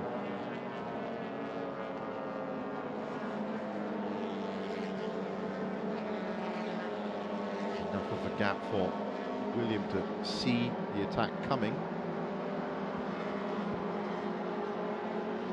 So he's just got to hope. Not any markers, doesn't look like it in front of them. Now the other thing, the other factor that we have to probably take into account is endurance itself. We have seen some cars losing a lot of key power elements even just after 20 laps. We're on 31 laps completed now. So we're going to hope and wish the best for all the drivers and teams in terms of reliability and engineering. 23 laps to go. It's almost a complete MCS, a usual MCS round. Leona Chin still leading MTC. Akina Teo was the first driver in that team to bring them up to the lead. And since then, with the pit stop delay, Leona has come out, and good common thinking with it between her and Akina. She has come out in class first, overall 5th, but more importantly, almost a lap ahead of everyone else. 27 seconds ahead, in fact, of the other Tetra Racing car, the number 15.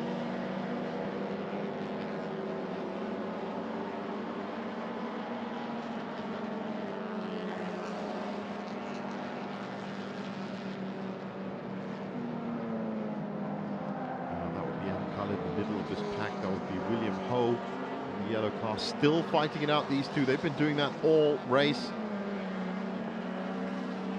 And as they get past what looks like, well, that's Rodney Ristam and Saiful Nizam Kamarudin. They're back by about 4 laps. They're not going to be scoring any points at this rate, but good to see the car out. There was another car that was stuck in the pits for a good amount of time. Just ahead of him, that is side by side. No racing line on the straights.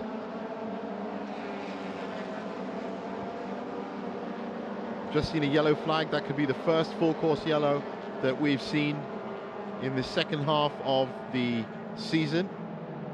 This double-header format.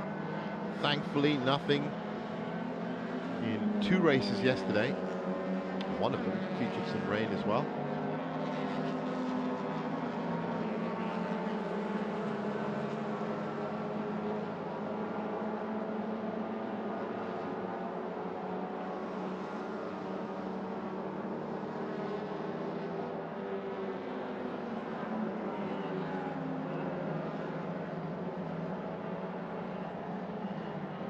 Absolutely all over the back of that car.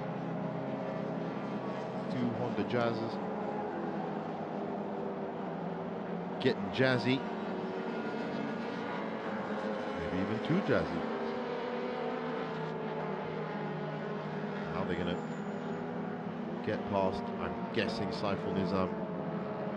Once again, absolutely side to side. This is some serious racing from SpeedX Racing and Nisa Racing. Oh, and he has to push. That's what happens if you haven't got a decent stake on the racing line. You get pushed out wide and lose enough time. That was absolutely no fault of William Ho's. It was possibly a little bit too ambitious from Adam Khalid. I just noticed he did actually wave, so maybe he does believe it's his fault. Kino Motorsport 888 has got a 30-second time-out penalty for being off track limits.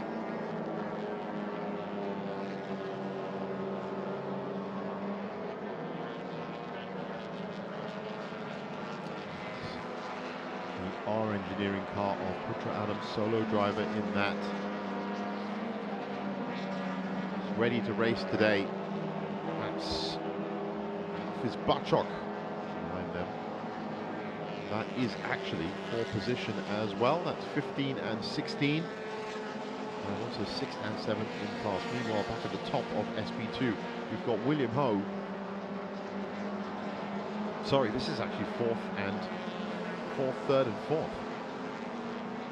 William Ho has just moved up into 3rd, got himself a podium position. Mullen is now down to 4th, 21 laps remain. Looking pretty dicey in SB2. At the start of this race, there was just 15 points between 5 teams.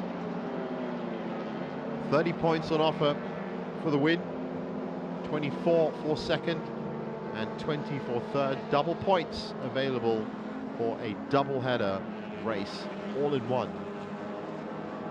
So with 15 points between all 5, that means the podium is still not fixed in SB2. The podium is definitely not fixed in SB1. 5 points between these guys. Same point spread available. 67, 67, and 62 as they came into the race. And currently it is William Chong that is ahead by 1.5 seconds in that class. MTC, while there were 12 points spread between 4 teams, but that's now looking like it's going to be going to Tedco Racing. A 1-2, in fact. I'm happy with that. Mark Darwin has moved into 2nd. Might be 27 seconds behind Leona Chin. And time for us to get back into the pits. Wafi Adnan is talking to Mio. together with Imran Wafi Afnan from the NT Tune car number 60. You will be finishing the race today, taking over from Naji later. But in your position right now, P2, you must be very ecstatic. Yeah, actually, I am very impressed with his driving. So hopefully after this, after the driver change, I hope I can bring it back and make the team proud. So the track is quite cool today. So that's a bonus for me. So it's not as punishing as a hot race. All right. But the fact that you will be carrying the team, finishing the race, hopefully you want to keep that momentum up and chase for the best place position that you can do it. So you have it in you to finish it strong. Yes, definitely. I'm super pumped up now and I'm looking forward to it. All right, good luck to you, Imran, and good luck to your team. Thank you very much. All right, back to you, Jeep. Thanks a lot, Mio. Yes, definitely gearing up all the teams for this final gambit for the race. 20 laps to go. One more pit stop needed for all these teams. In fact, the only team that doesn't need to do that pit stop is our engineering, that Civic, because they've made 3 pit stops of way more than 5 minutes. So that actually does satisfy the rule component. But they are also out of the race right now. 22 laps completed. The last lap they did, as well, it's been logged in, is 32 minutes. So no silverware for that car today. And meanwhile, right at the front, that is a huge battle. That's way less than 0.9 seconds, I can tell you. Jason Chow again, big point scorer from round 3, up in the mix and getting up in people's faces right at the front. That's William Chong. William Chong, of course, is looking to get into the pits at some point, hand it back to Ken Urata for the final part of the race. But he's not going to want to do that like this. Again, looking for half a car length. He's got half a car length here.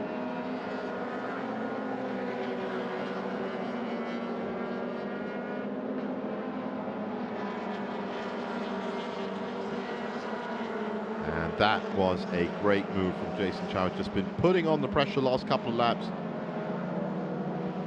And made his move at turn 15 as R-Works does come into the pits. I suppose that is the best time for them to come in the pits for their second compulsory pit stop. Ken Urata into the car for the last half of the race, I'm sure. The last part of the race. That's Hayden Heichel. So he's going to be getting back in the car for Adam Khaled. So the number 55 R-Works in the pits, number 85 Nisa Racing in the pits, Kina Motorsports 888 also in the pits, and Brendan Paul and Divyesh Brajan also in the pits.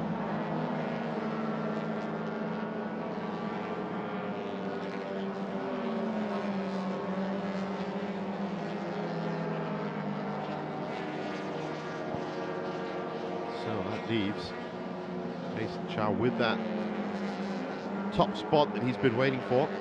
Well, that's good to see. Car out on the track again. Now 12 laps behind that car. Shahrazad Jamaluddin in third, 22 seconds behind the leaders. That will of course vanish now with the pit stop, the final pit stop of the race. We're going to have to give it a couple of laps just to see where everyone finishes up, with about 15 laps to go, but really not enough time for a few of these drivers. And we're going to be hearing from Nisa Racing right now. Khaled is in the car, is in the pit, with Mia, as Hayden Heichel gets in the car.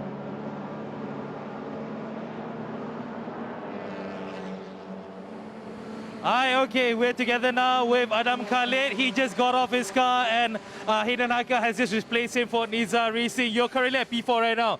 Man, it's going to be close. Yeah, it's going to be a really close race. I think all the top runners have got plus minus the same time. So it's going to be really interesting. But I think based off experience and based off practice this morning, I think hopefully our car can make it onto the podium. But if not, then I think we're going to try either way. You definitely done as much as you can, you know, coming in at P4 as mentioned. But now it's all about Hayden bringing it home with that car. Do you think he can do it? Yeah, no, for sure. I mean, Hayden and I have got very similar pace. So I've got a lot of faith in Hayden and what he can achieve. So yeah, I mean, we've been working well for the whole year. Nothing much that I can say right now is the last race, and I think the last stint literally, so hopefully he can take it home in one piece. Yeah, good luck to you, man. Hopefully you get that podium that you wish for, and good luck to your team. Thank you so much. Thank you so much. All right, cheers. Back to you, Chief. Well, there you go. You've heard it from one of the drivers himself. It is turning into a fantastic conclusion to this finale round of the Malaysia Championship Series 2021 season. If you have just joined us, then this is the business end of the race of this 300-kilometer, 54-lap endurance race. All four classes still in it. All four classes still battling for it, and right in the position to get the second compulsory pit stop done. More and more cars will be coming in the next 2 laps, I can tell you. Right now we're having a look at the top of what should be the top of the SB1 class. In fact, that is 3rd and 4th. That is for position overall, but of course they are both from different classes.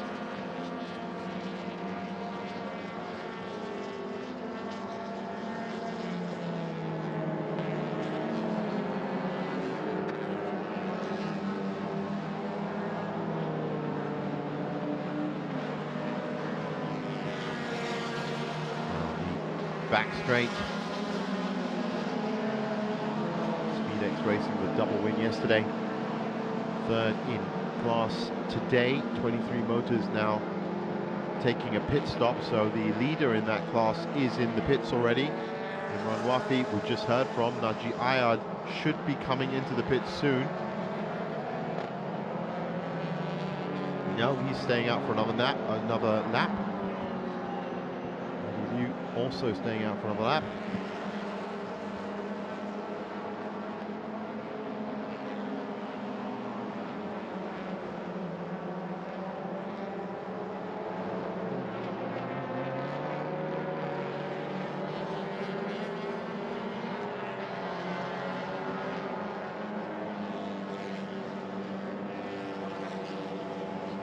Team manager 85. According to race control immediately. That is Lisa Racing. That is Hayden Michael, Ali Khan. Adam was just saying, you just make that stint in one piece, and that's going to be a really good finish for them. We'll have to wait to see how that happens. More cars coming in the pits right now. Kenny Rata is getting back in the car for William Chong. Let's see what R-Works can do. Singh, Hafiz Bachok also in the pits right now. So it looks like with 17 laps to go that reliability will be the only issue for Tedco Racing as they hold a 1-2 position in the MTC. Still a battle raging in SB1 between R Engineering and R-Works and Empire M Racing. Just as I say it, Shahrizal Jamaluddin comes in, and he will be replaced once again by Shazul Hisham. The man that started the race is going to be the man that ends the race. I want to see, I'm quite intrigued, I guess, as to what kind of fireworks are going to come from any of these 3 cars. SB1, what a competition it's been all season. Splash and dash, refueling. So Kenny Rata back behind the wheel of R-Works. You know what Ken's going to do. He's basically going to put the pedal to the metal. The last 17 laps, roughly half an hour. Do stick around afterwards, of course. There will be the trophy presentation, championship presentation outside on the podium. Again, great thanks. Showing great thanks, and the weather is held up for it. In fact, one of the drivers just earlier on was saying how it's actually beneficial to have something that isn't in bright sun, but also isn't in full wet race conditions. Very odd to have the MCS stage this late in the year and only have one race that saw 10 minutes of rain, and that was yesterday afternoon. Very odd in terms of statistics, and as you know, all sport about statistics.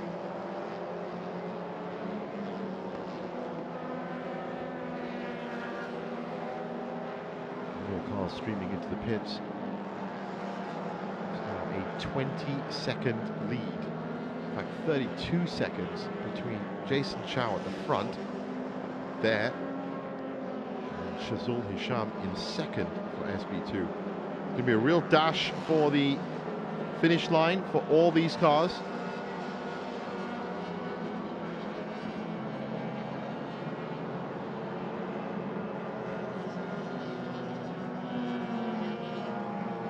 That looks like Jason Chow coming in right now.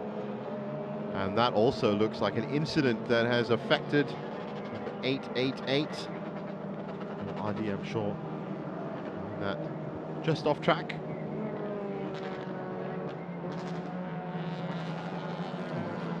It looks kind of all right. Let's find out what happened. That just looks like it was a missed steering point, but nicely controlled, brought back onto track with the minimum amount of pickup and dirt.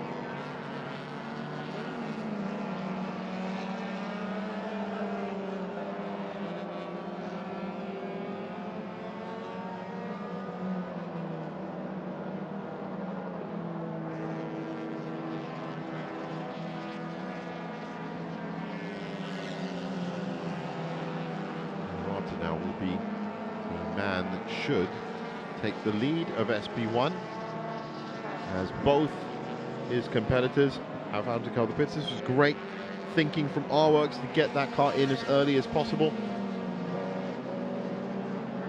He should come out on the top of the three, and to be honest, on top of the overall classification as well. Nice, easy, solid drive from both drivers, and I wonder if Ken Hirata is going to rethink his solo strategy about driving in races, because William Chong has come in and done such a great job for him while he managed to put his feet up for a few laps. He's had a very busy schedule. The Sepang 1000 kilometer, he's in that, and of course picking up 3 wins so far on the MCS circuit as well.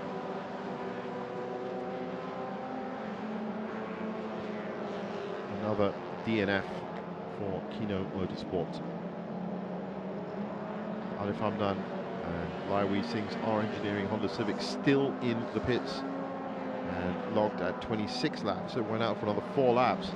That has still got a few problems in it. Back there it is, so it is back out again.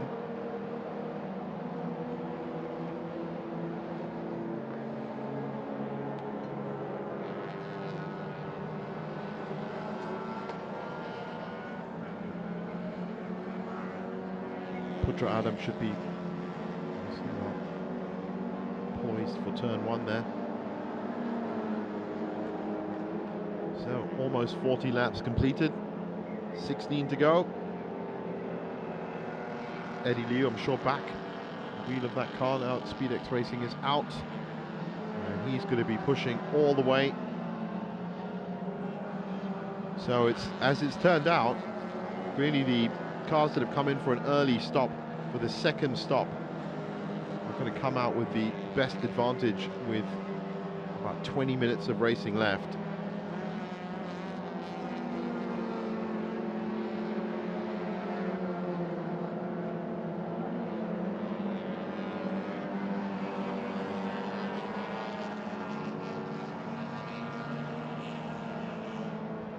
Ken Hirata, after this lap, we should get a clearer idea.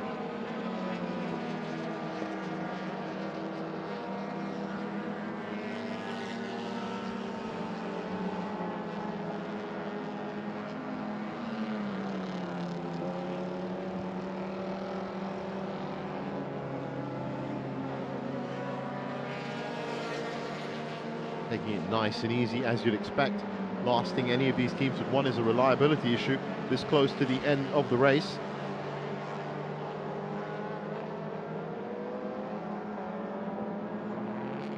And of course, you certainly don't want to get yourself mixed up in any high-risk shenanigans with backmarkers.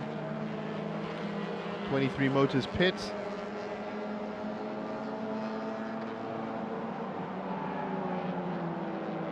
23 Motors doing right now? Well, not so well. Chen Ali Rahimi in 15th overall, 5th in class. So in SP2, well, that is going to be tight.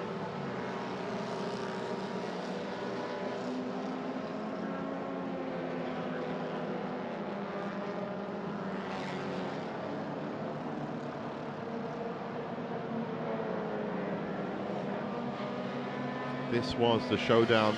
This was billed the last battle, round 3 and round 4. As I said, a bittersweet tinge to the race, as these racers know that this is going to be the last time they get behind these cars until further notice. I think from all the excitement from hearing the MCS championship was coming, 2 double headers and Sepang 1000 kilometer, to actually going and executing all of them, it has been a great run out after 18 months of sitting at home, or sitting in the garage, I should say. And I'm sure based on the success of staging MCS this year, in terms of COVID protocols, in terms of general national protocols, hopefully more four-wheel racing will be on your screens on the official live stream for the Sepang International Circuit as soon as possible. So Kifli Othman, I'm sure behind the, in fact, no, I correct myself, Hanafi Hussein should be back in. All the starters from the grid should now be back in the cars. Well, that was very close. Powering through. So current leader after 40 laps in touring production. Very strange to see a touring production car topping the list and a touring production car right at the bottom of the classification order. And there's that orange engineering Civic still not doing too well. Jason Chow on his outlap coming out the pit, so he's completed all of the requirements needed for the race, and for him now it's just pedal to metal. Should still come out in front of his 2 competitors, but we're going to have to wait and see.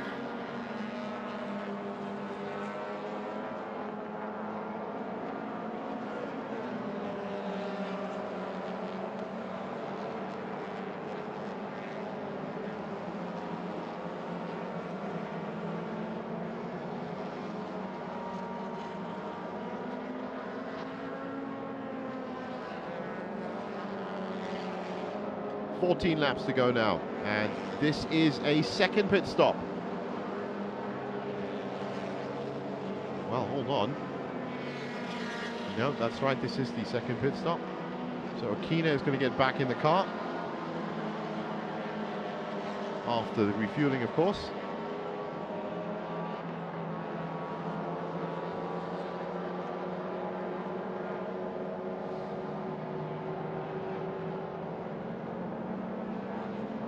Strict refueling protocols. That looks like Pisao Fan getting back in the car. 46 car. That is Richard Chia back behind the wheel of 123 Motors. I'm sure they've done their. Yes, it is their second stop done. So with 13 laps to go, most of the teams have now completed their second stop. Some of the teams even on 3. Brendan Paul, Divyesh Rajud with that title. What are they in for a 3rd time? But everybody else, we still need to see the leader, Kifli Othman, come in for his 2nd. So that might still be Kifli in that car, because Hanafi, I'm sure, will come in for the last sector. There's another. Well, Mark Darwin's still got to come in for that Tedco Racing car, number 15, has to come in for their 2nd pit stop. And also Danny Shin, Imran Wafi and Eddie Liu. Just 13 laps to go now.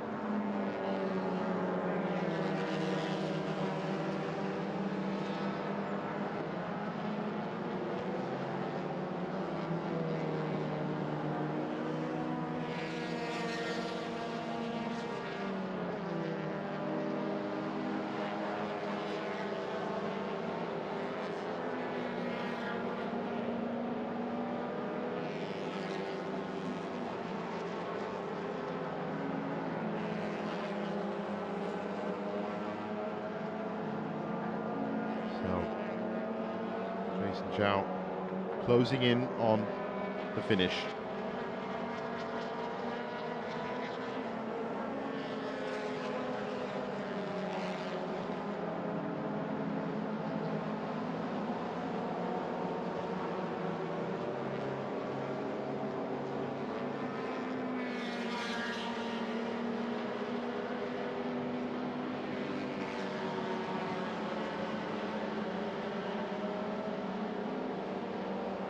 Now pit stops abound.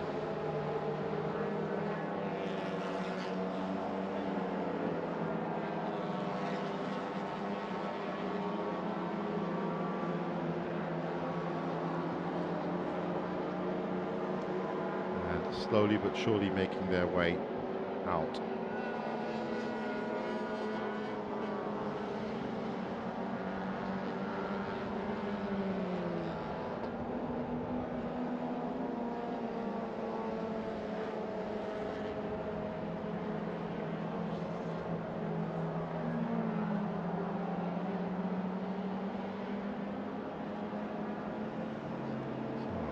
SpeedX Racing Team again.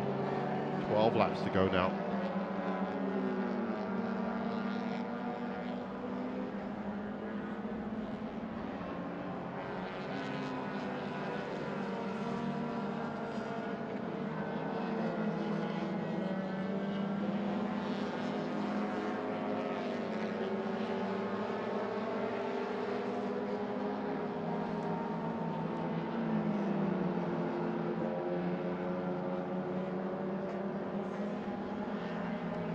Darwin, number 15 car.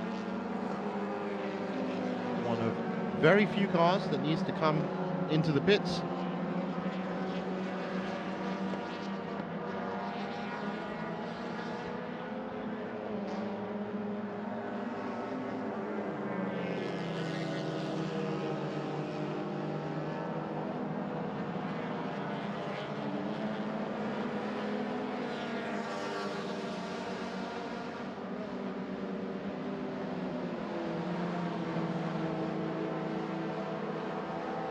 Just getting a little bit unruly in terms of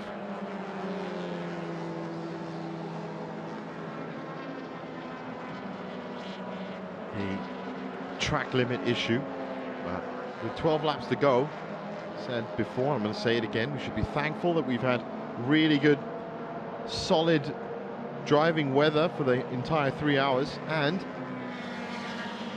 also no full course yellows as of yet, hoping that's going to stay that way.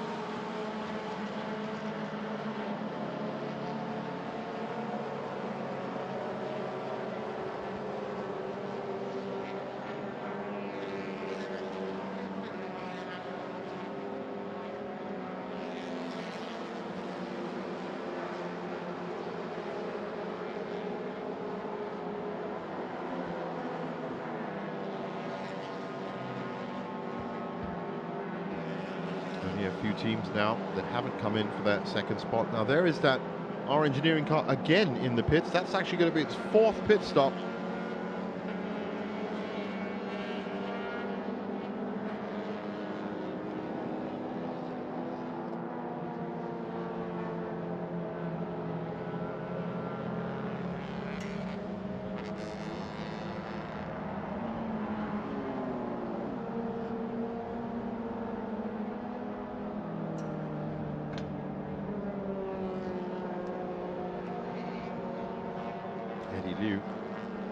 Putting some speed on for SpeedX Racing. So the final cars are coming in for their second pit stop. This really is going to be the last 11 laps of this race. Is going to be pedal to the metal for every team, with all of the requirements needed for racing done. Race control has, well, almost, I was just about to say, race control has been very quiet. But apparently that NISA Racing have had more than 2 crews working on their car. So they're going to have another 30 seconds added to their total time. It's not worked out well for them round 3 and round 4. Could have been a lot tighter as a team. But they have got some very fast drivers. At least the car was out on track more today than it was yesterday. Remember that number 85 car had a big blowout puncture in race 1 and then a DNF in race 2, and it really did look like it was all over. They did manage to get the car out today and running. Just a question of whether they could get it running fast enough, and that hasn't been the case. D&T Tune exiting the pits. All pit stops done. The only car left now, Mark Darwin has to come in. They've left it late. Danny Chin also left it late. And in fact, it says here that it might still be William Ho, because Eddie Liu has not come in. And now, there you go. I thought for a second that car had completed its second stop, but no. These are the last 3 cars to come in for their 5-minute stop.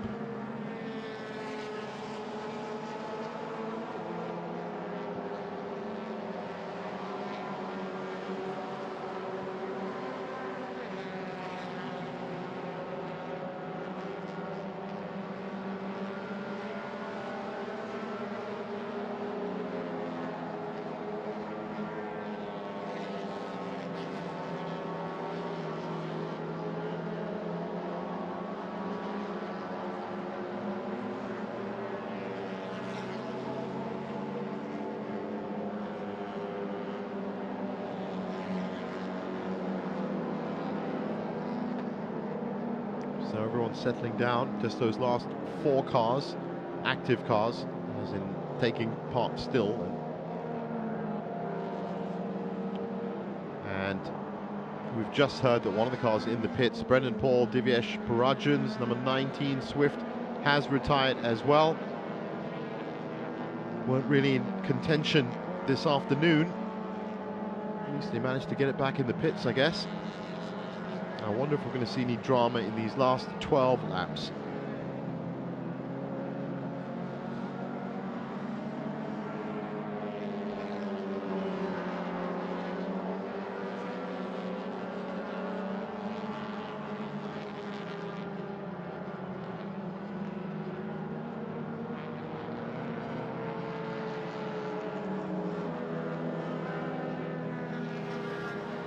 Certainly he's going to see a lot of drivers pushing the envelope as much as they can.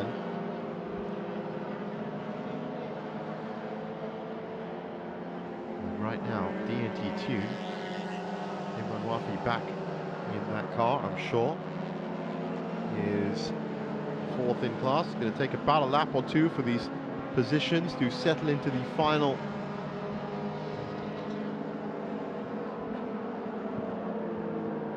few laps. That's the last 4 cars that need to complete their 5-minute stop. One of them is Putra Adam, is about 40 seconds away from completing that stop. And the other 3 about 2 minutes away. So time for the rest of the pack.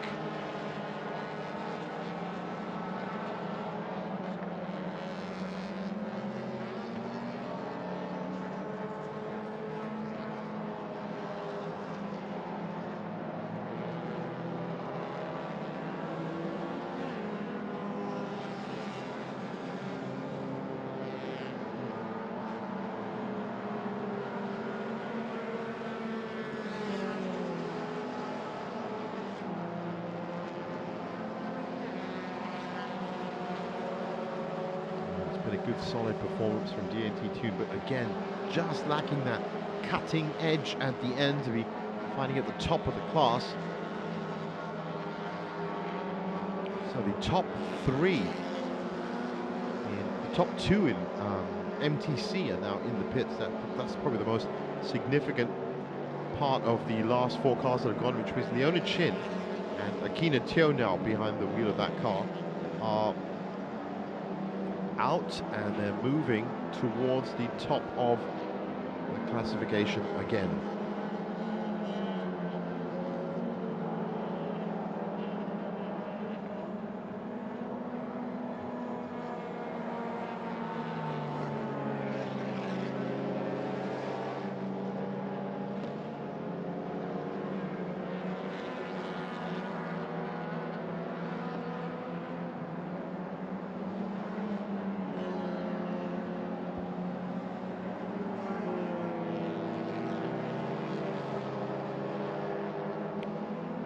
Now, even though we've been watching it, that number 60 car has just conducted some unsportsmanlike conduct, according to race control, and off-track limits. That's what we saw. I didn't really see it clip the curbs too much, but I'm not part of race control. Race control have deemed that to happen. So coming up to the last 10 laps of this 54-lap, 300-kilometer race. Everybody getting into their positions, and right now, from the second pit stop, I can tell you that Jason Chow is leading this race.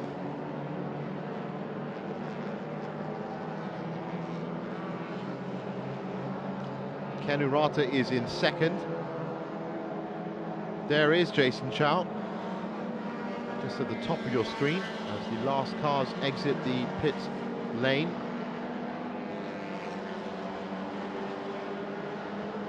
And as they cross the line, 44 laps completed for William Chong. In fact, that looks like Ken Urata that has now taken the lead. Unless I'm greatly mistaken. Well, as I said, we're going to have to wait a lap or two for those long pit stop entries to settle into the final positions. 10 laps to go. Really, it is all about reliability now, as we just saw from Brendan Paul and Divyesh Parajan. Retired on 35 laps, and that is a huge loss. Well, Tedco Racing are not going to be getting their 1-2 in MTC, or in SP2, I can tell you. And look at the back of that car. That car has taken not just a shunt, but it's actually lost its back window as well. So that was Fu Young Cha on his outlap, running in 5th, top of MTC. And that is not top of MTC anymore.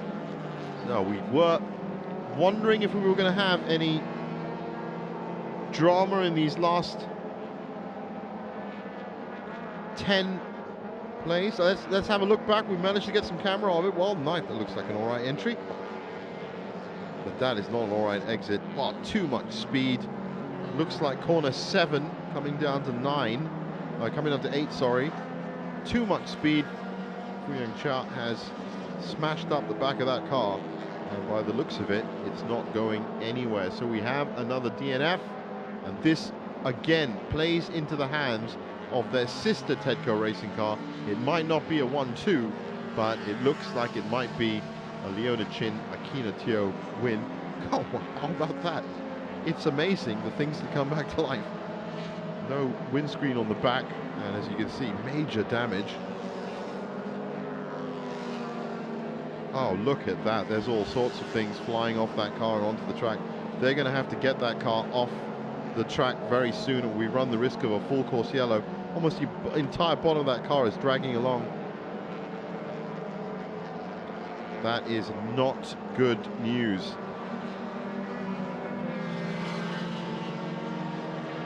Well, I'm just hoping that no liquid lubricants, fuel or oil come off the back of that car. Now, I know Tedco are looking for this 1-2. They're not going to get it like this. It's not just the metal that's of course grating along the bottom of that. It's all the gravel that they picked up as well.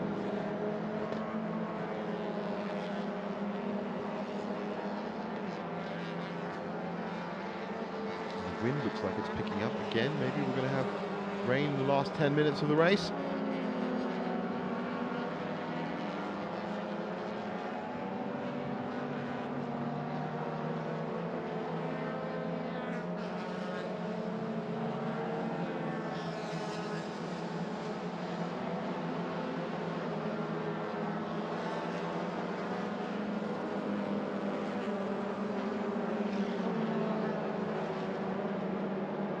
Teo, wheel of that well-performing Suzuki Swift from Tedco Racing today.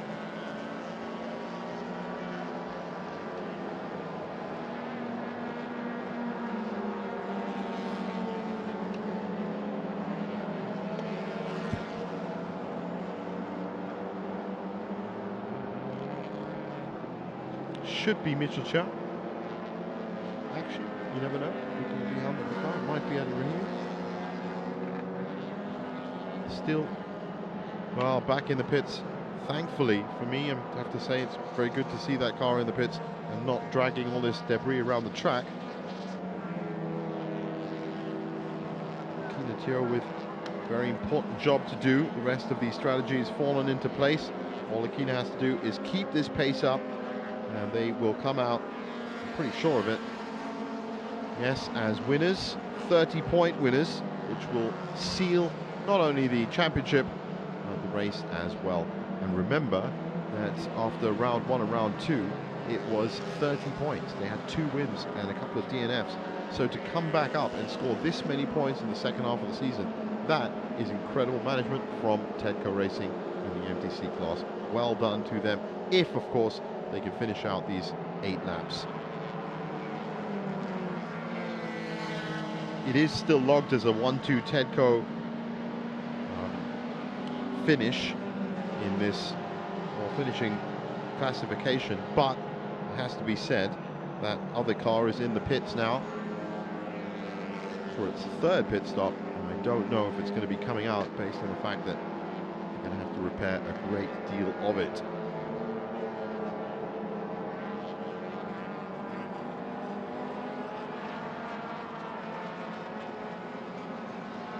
Now, is any of that for position? Well, that might just be a little bit of extra back markers. I don't think that is in position at all. It isn't. That's Leona Chin. Oh, sorry, it's Akina Teo. And that is the current status of the number 15 Tedco Racing car. And as you can see, they're getting it out. It's been taped up.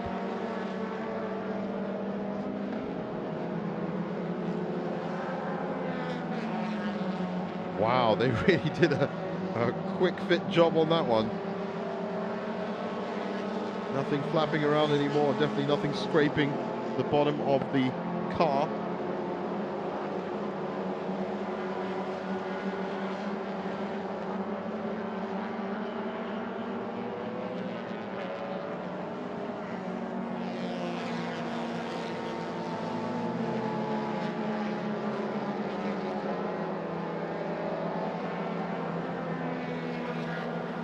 The 9th unsporting flag of the season has been given out to number 85. That was probably the car that has been in most of the headlines for the last 2 days, what with the puncture and the blowout and the DNF, and now the unsportsmanlike conduct.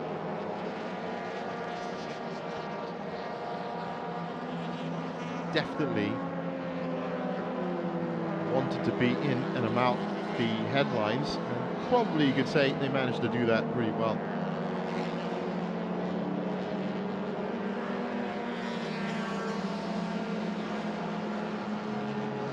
Looking good right now, though.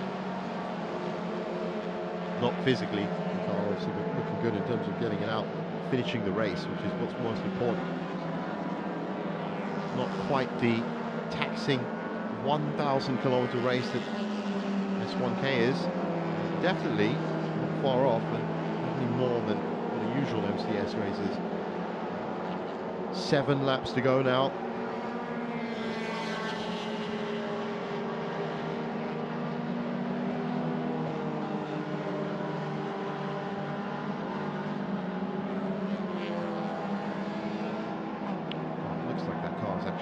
Slower now as well. Let's wait and see what happens in these last 7 laps. That is our current leader overall and in SP1.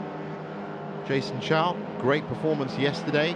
We kind of expected him to show some mettle today as well, but really good strategy from our engineering has pushed him first, second or third, hang back. He was hanging back when the Shazul Hisham and Ken Arata were having their big fight. Used that advantage well enough, but also timed the pit stops very well, late or early, to come out on top by 24 seconds right now. So Ken Arata is a fast driver, but whether he can make 24 seconds up in 7 laps, that's doubtful, especially when he's lapping. Well, they're both lapping roughly the same, so there is no extra advantage that he is getting. Zulasham in third.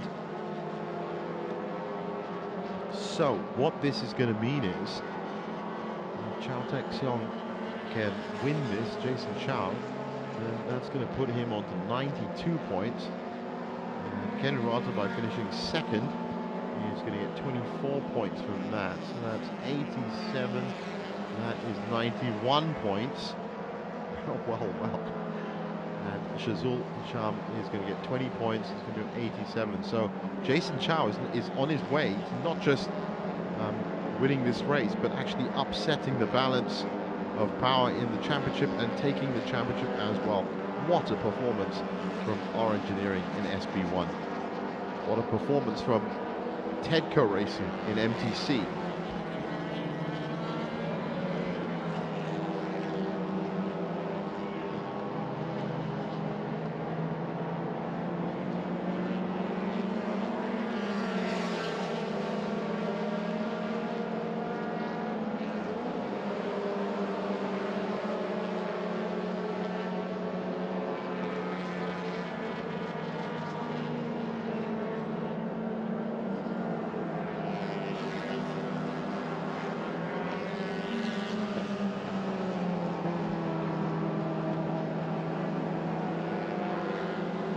Really amazing that in about 3 minutes they managed to take off the key areas of that car. Well, I guess I'm not so shocked that Aswan Zulkifli and Sharina Ramli's race has come to an end. Only 4 DNFs today. Alif Hamdan, Brendan Paul, Noadi and Noor Adli from Kina Motorsport, and now that 619 car as well. I mean, you can kind of include Leon Koo in that. But those are the cars on a very dry day in the end. This has got to be, even though as a compacted season, the driest MCS season in terms of rainstorms that I've witnessed in the last 5 years. Akina Teo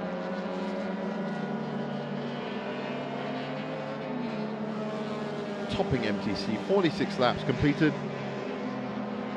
Currently lapping at 2:41.226.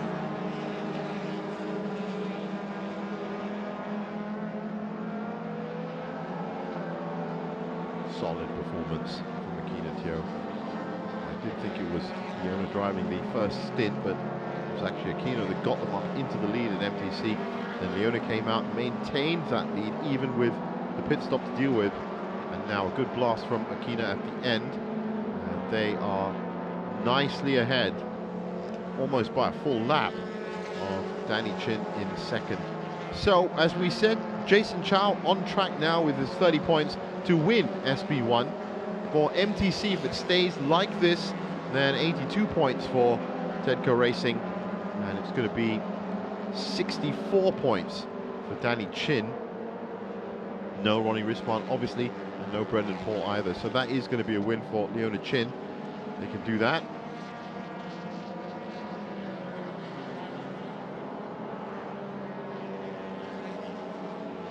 And of course in SB2, well, Mitchell Chow and Ali Rahimi currently leading that, so they would have 30 points added to 72 would be their final score. Second is Eddie Liu. That is going to be too far back, so he'll be on 57. Peyton Heichel and Khalid are third, so they would be getting 10 points, 58. So it does look like it's going to Mitchell Chow and Adi Rahimi in 23 motors. So this is turning into quite the bag of results. That man there, Jason Chow, has fought so hard over the 2 races yesterday and today that he's actually overturned the championship table and is now heading for not just a win, but the championship as well. Brilliant strategy from R Engineering once again. They may not have had any luck with their Civic and touring production, but they certainly had some luck here with the FD2R in SB1. Ken Urata now 25 seconds back. There he is. Remember, all these cars were tied at 67, 67, 62 with double points coming. Ken's going to get another 24 points. It's not going to be enough. 91 is what he's going to finish on. And Jason Chow, who only got up to 62 yesterday, with 30 points, is going to get to 92. So a 1-point win at this stage. Shazul Hisham will take 20 points away and be on 87. What a fight we've had for these three cars. And such a shame that Abdul Qadir and Barrett Sim couldn't join the SB1. Complete, I should say, the SB1 category today.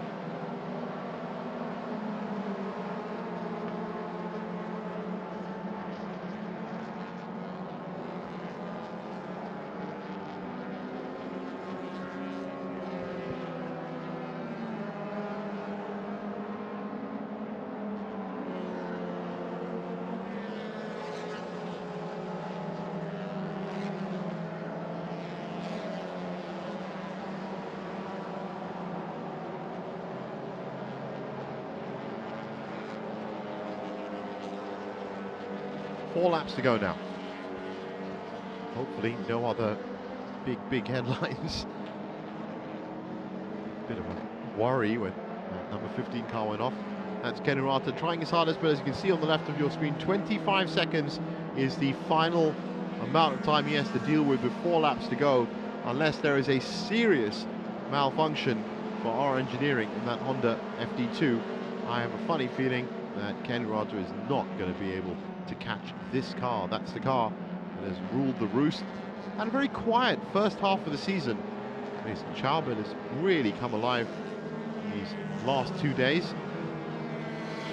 And he's on his way to the championship.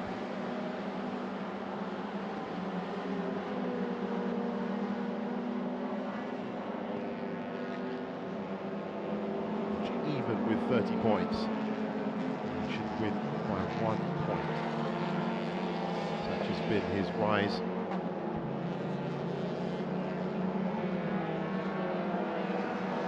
There is no plus leader for the 300-kilometer race. The race will end based on the lap count. 4 laps from now, it's over. Slight differences for the 300-kilometer endurance. Of course, welcomed by the drivers. They love it.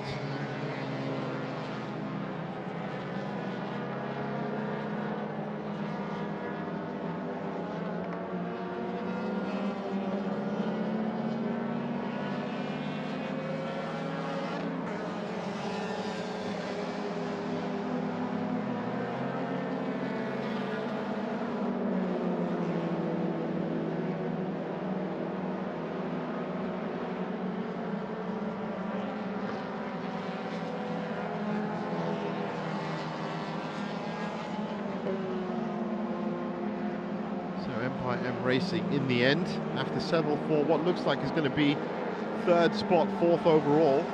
They're now well off the pace. Maybe it was a pit strategy thing, came in a bit late in the end, and this second half of the race has definitely benefited people that have come in early.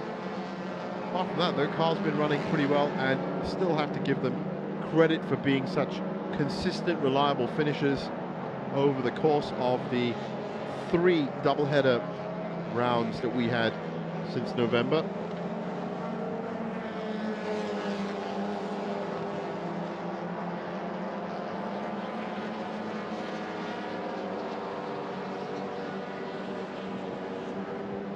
Nicely in the inside of, should be Eddie Liu. That's Akina Teo again. Very close now. Well, that car that was very quickly patched up, as you can see, is getting in more trouble now as that has flown straight off, and that's going to be dragging that car back. Yang Cha should be in charge, looks like it, yes. The white helmet. This is going to try and nurse that home now. Thankfully the car is not dropping any more debris on the track.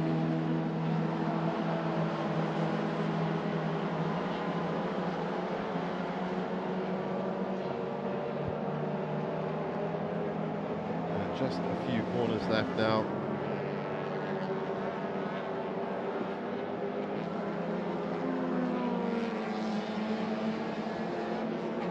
So Port is just 95 75% that car. Just make sure you get it round.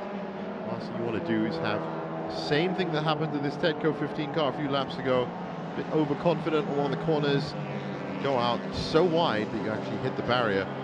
Before you know it, you've got a huge problem on the back of your car, literally. But again, very, very lucky to not have full course yellow. Some of the incidents that we've seen.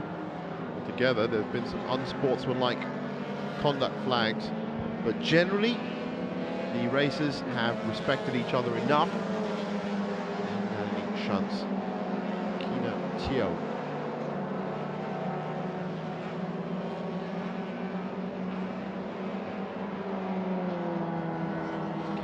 Now just about to lap. It should be Mohammed Singh in that car.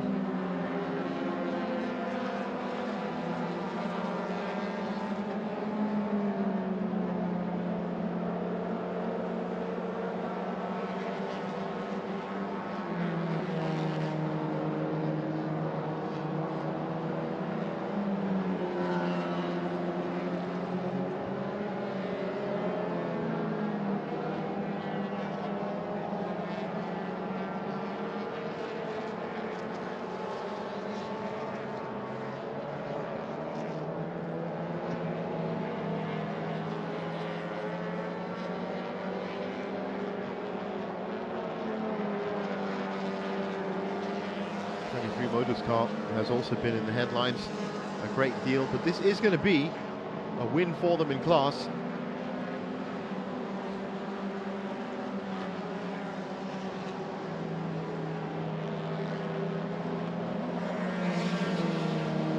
But I don't think even their 30 points here will make a difference.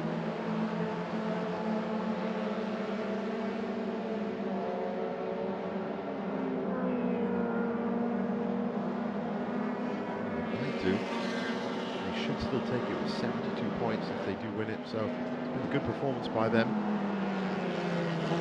Yu is in second, he'll get 24, he'll finish on 57. Putra Adam, who is still running in fifth. Not enough points. Really, they needed Hayden Michael to come through. Now we're going to get 20 points. So it'll be a 72 to 68 win for Mitchin Shah and Adi Rahimi.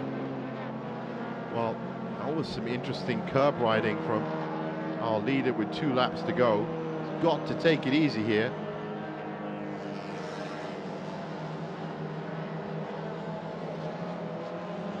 And without the plus leader count, that means our last lap is going to be after this corner.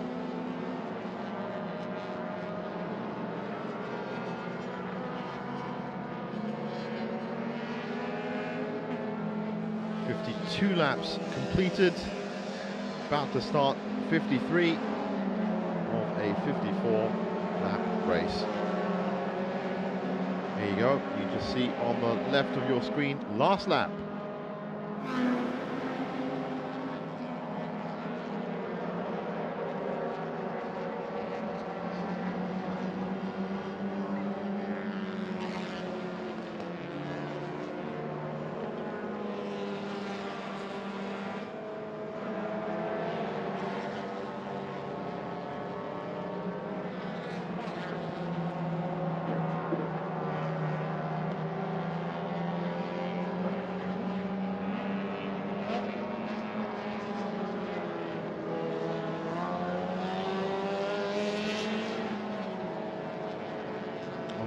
Lap. No point taking off the back markers now, just keep it on the black stuff, Jason. Really does highlight the team ethic. Our engineering came up with a good strategy, piled on with enough pace. I wouldn't say Jason Charles the fastest driver on the track. Enough pace and a reliable car, a strategy, and you've got yourself something that might be winning. We've seen a lot of cars that have turned up, didn't quite have the pace they needed, so they do have good finishes mid-table or whatever, but if you're going to be up there winning, then you need to be able to put all 3 in, which is a good strategy, a good car, and decent pace from one or two of the drivers that are taking part. Now up to turn 10. 5 more corners left for Jason Chow.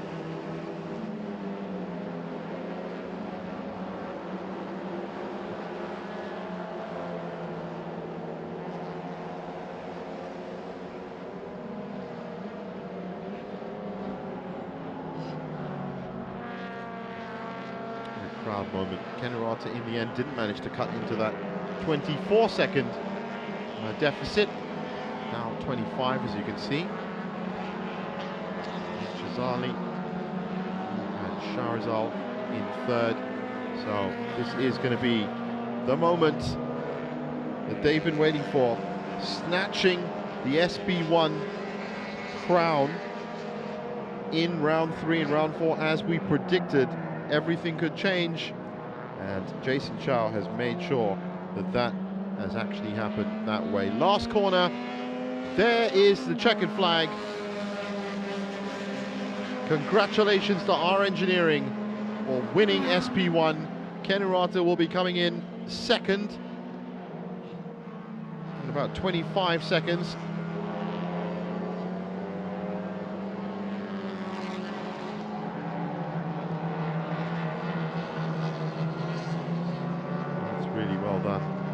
So there is Kenurata. He's going to be happy with another podium anyway, because that is literally, I mean, he's been on the podium so much this season.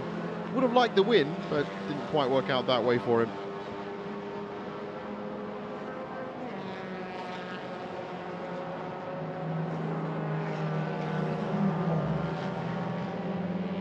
So Nafiusin comes in for Nisa Racing. Good to see that car finishing. Little wave to the pit wall. That car, as I said, had a few problems. Next should be great to see that car back out again. Of course, that car is now just completing its 43rd lap. So no real finishing for that car, but it is the second car in touring production, so it will be logged that way, even though 11 laps off the pace. And our engineering is going to know that, realize that. So next up, we're waiting for really is Akina Teo, sorry, there. Come in and win MTC ahead of Danny Chin in second spot. This is also going to be the winner of SP2, and by doing so, the winner of the championship as well. 23 motors, that big fight between Mitchell Chia, Adi Rahimi, Hayden Heikel and Adam Khalid has been won by Mitchell and Adi. Congratulations to them. And finally, Leona Chin crosses, Akina Teo crosses the line. That will be that for MTC.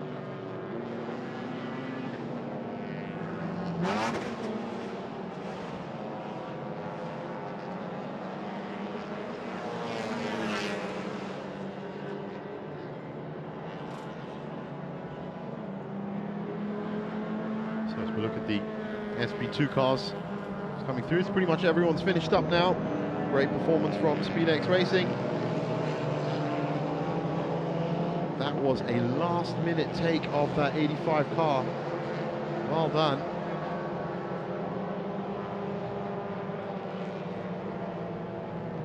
Did it work out for them?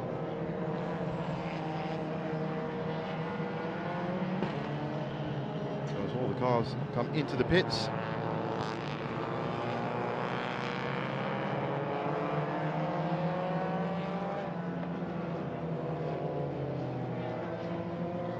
checkered flag now shown to 21 of the 23 competitors. The other two were DNFs anyway. So that is the entire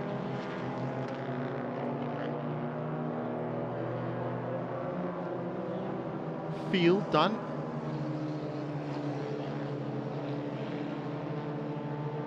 And as you can see, the cars getting ready to park fermé for their scrutineering technical overviews.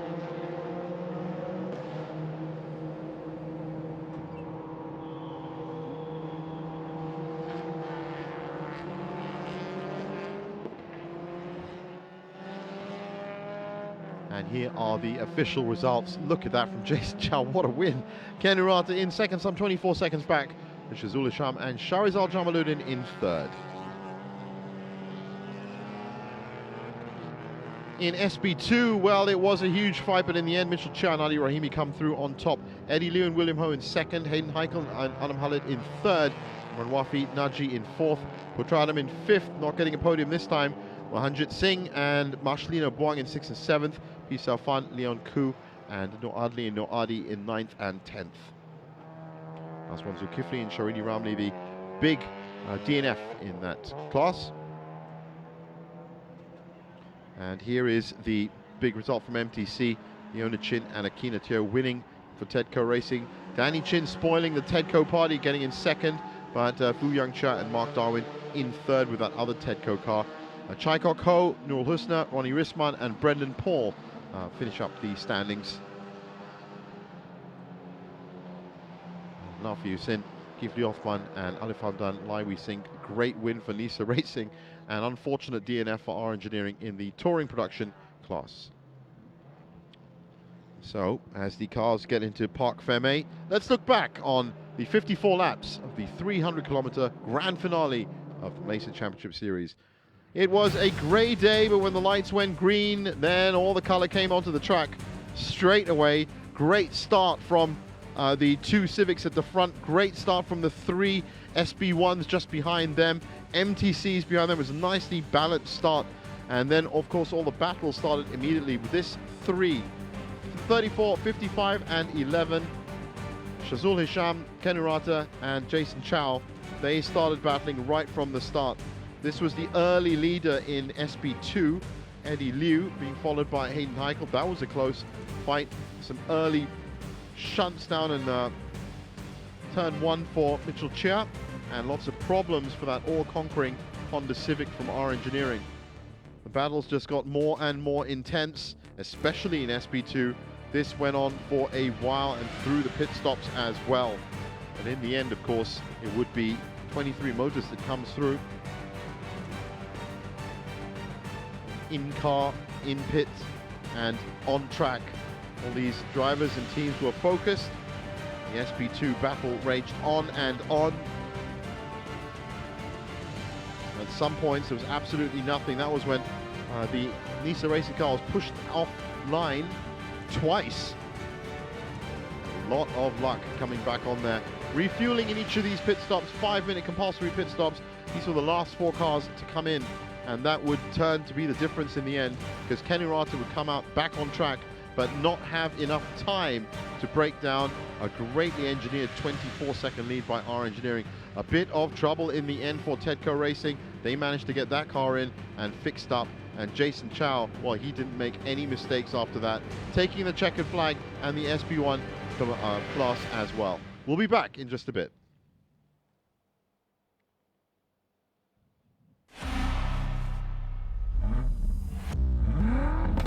Run towards your dream, because the moment you stop running, the moment you stop fighting, is the day you will lose it.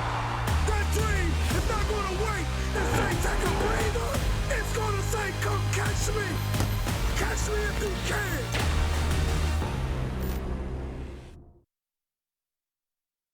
Yokohama.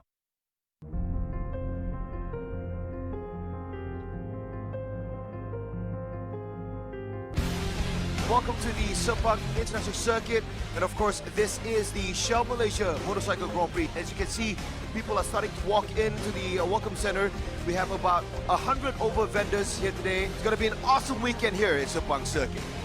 Okay guys, hari ni keadaan sini sungguh meriah saya tengok, dan saya doakan yang terbaik untuk semua pemba, termasuk Malaysia, ada Rodin, Ki, Syarin dan semua-semua yang terlibat lah.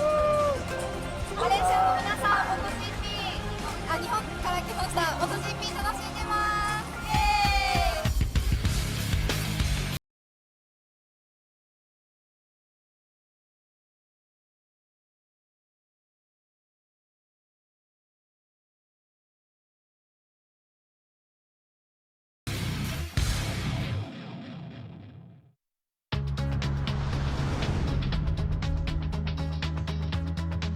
Stability.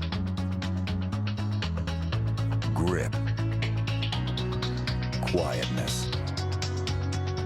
Only one tire can satisfy drivers who demand true performance.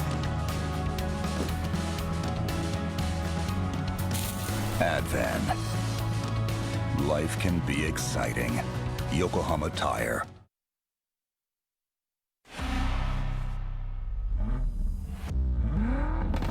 Run towards your dream. Because the moment you stop running, the moment you stop fighting, is the day you will lose it. That dream is not going to wait and say, take a breather. It's going to say, come catch me. Catch me if you can.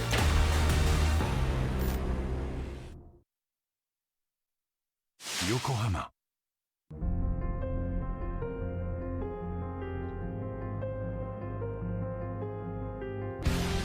Welcome to the Sepang International Circuit, and of course this is the Shell Malaysia Motorcycle Grand Prix. As you can see, people are starting to walk into the welcome center. We have about 100 over vendors here today. It's going to be an awesome weekend here at Sepang Circuit. Okay guys, hari ni keadaan sini sungguh meriah saya tengok dan saya doakan yang terbaik semua pembalap termasuk Malaysia, ada Rodin, Ki, Syarin dan semua yang terlibat lah. マレーシアの皆さん、日本から来ました。元 GP 楽しんでます。イエーイ。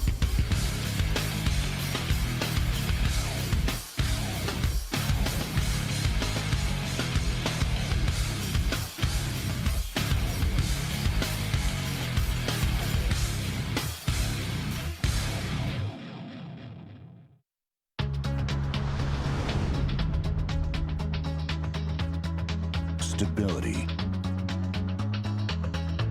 Grip. Quietness.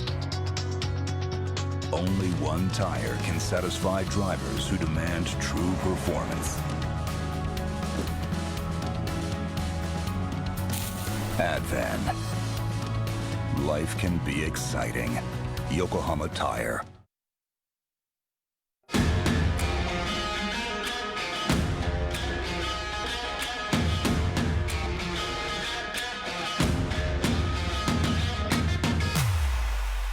Welcome to the Malaysian Motorcycle Grand Prix, and as you can see, it's a huge crowd, a sea of yellow and blue, most of them supporting Valentino Rossi this weekend. Also, we have our local riders, a huge event. Tickets have been sold out. Malaysian MotoGP! Go Jack! Go Jack! Aku Syarin, you can do it!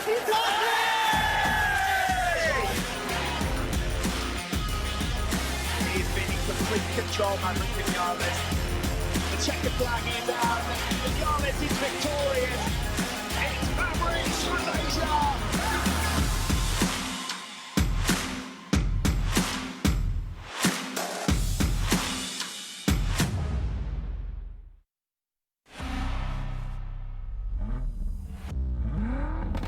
Run towards your dream. Because the moment you stop running, the moment you stop fighting, is the day you will lose it. That dream is not going to wait and say, take a breather. It's going to say, come catch me. Catch me if you can.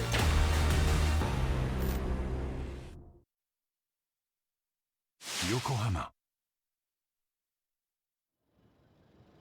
Welcome back to the end of the Malaysia Championship season, with the conclusion of the 300-kilometer round 4 race.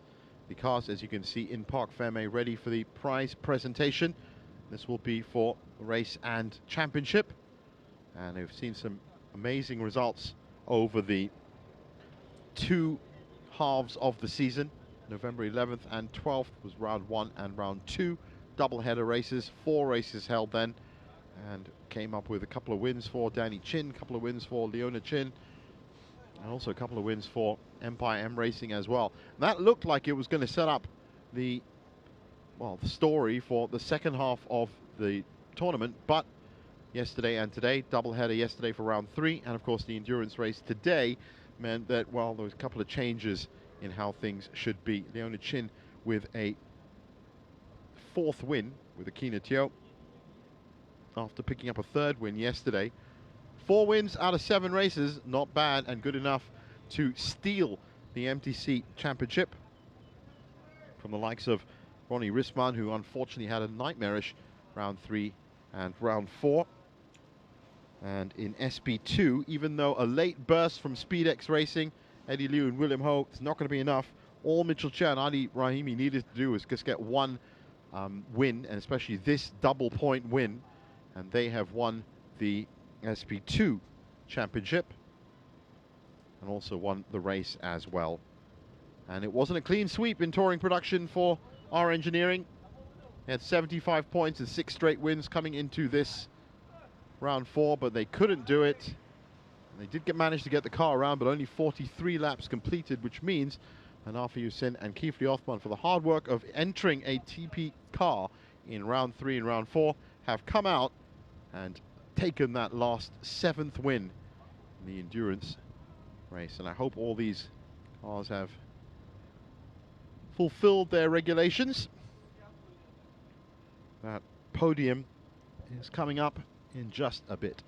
While here, of course, again, big thanks to our partners, Yokohama, BH Petrol, support by KBS, the officials, organizers, marshals, broadcasting professionals, of course, here at the Sepang International Circuit for giving you the access to this championship. And thanks to all the people that got in touch on the official live stream comments, and for anybody that did come up fully vaccinated following all the COVID SOPs up here at the Sepang International Circuit. It really has been a gift to get racing back at the circuit this year, and we're all hoping, from drivers to teams, to commentators to more, to get more racing next year as well, and hope that the pandemic gets better as opposed to getting worse. Lots of variants around now, of course, but we still have a good national plan in place. But do always follow those SOPs and take care of yourselves. It's been great to have racing back on the track, but it's more important to have people being able to watch that race as well. Podium presentation coming up in just a bit, so stick with us.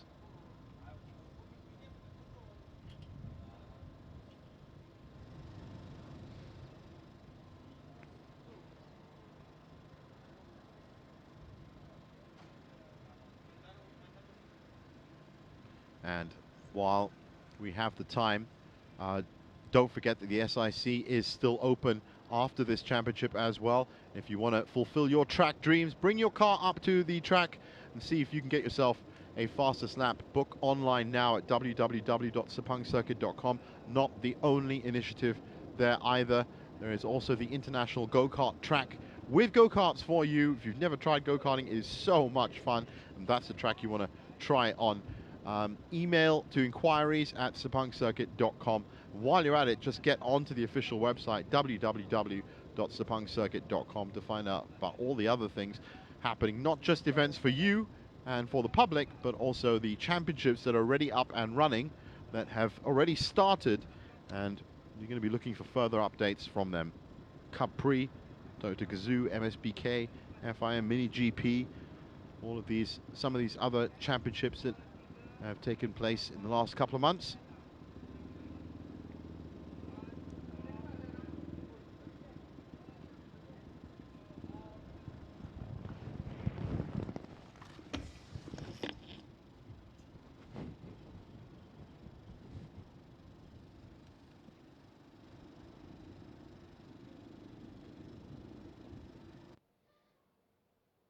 Just waiting now for the drivers and the organization of the podium presentation.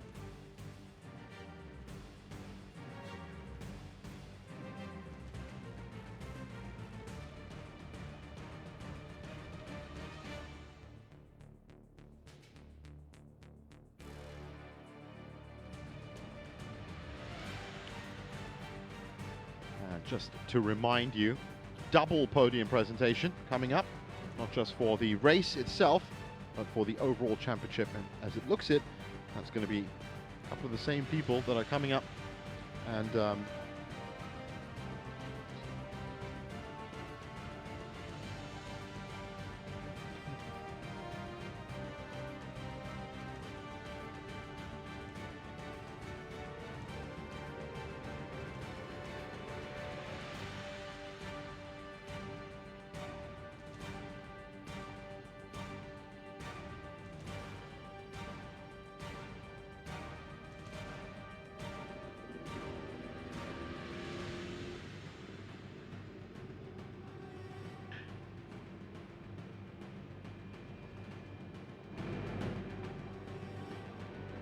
So just stick around now, just getting the final details ready for the podium. Very important podium, of course, because it is the final one.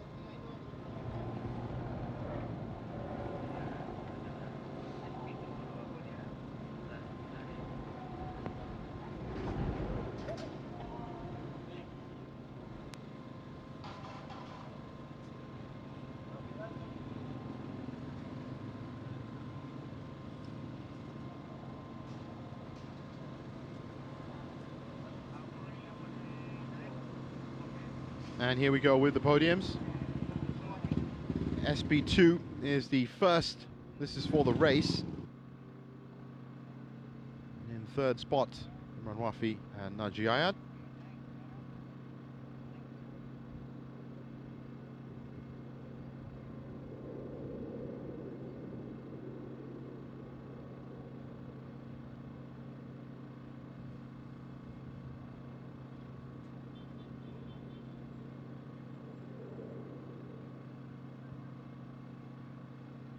In second spot,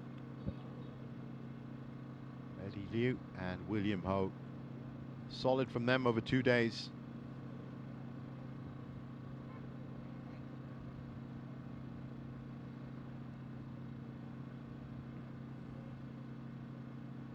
To 4 seconds. Car number 123. 23 Motors, Mitchell Chia and Adi Rahimi. Still waiting for the winner. There they are, Mitchell Chia and Adi Rahimi. What a last-ditch effort from them, but worked out well for them. SB2 winners for the race. It is my honor to invite Encik Muhammad Muazzam Shah Abdul Muttalib from the Kementerian Belia dan Sukan, together with Cik Caroline Lee, Chief Financial Officer, Sepang International Circuit, to join the winners for a group photo. And our VIPs on hand from KBS.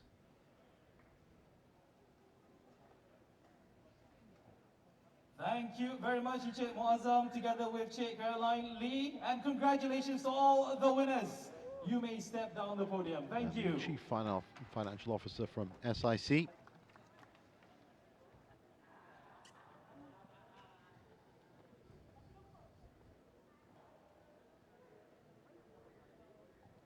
And now, moving on to the S Production 1 category. Third place winner will win a trophy for each Next driver. up will be the race trophy for SP1. The race in 2 hours, 32 minutes, 20.427 seconds.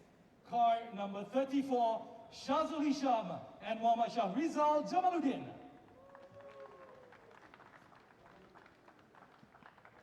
Good consistent performance from Hisham and Jamaluddin for Empire M Racing. Second place winner will win a trophy for each driver. Second place with a total Double points, of course, so of 2 hours, 20 points, it wouldn't be enough. 49.998 seconds. Car number 55, R-Works, Ken Urata and William Chong. Ken Urata and William Chong. It's a shame Ken couldn't make up that gap and that deficit. 24 seconds at the end of the race. Will win a trophy for Not each enough driver. laps to do it.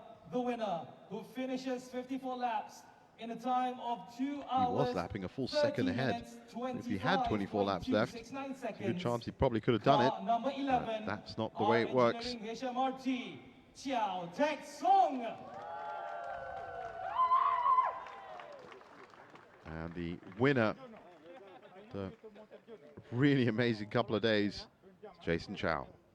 And it is my honor once again to invite Encik Muhammad Muazzam Shah Abdul Muttalib from the Kementerian Belia dan Sukan, together with Encik Jazman Jaafar, Director, Sepang International Circuit, to join the winners for a group photo.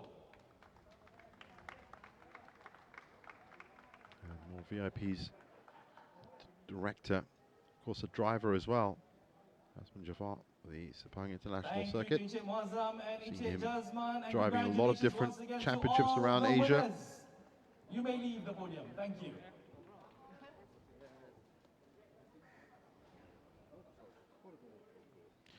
Next up will be the MTC podium.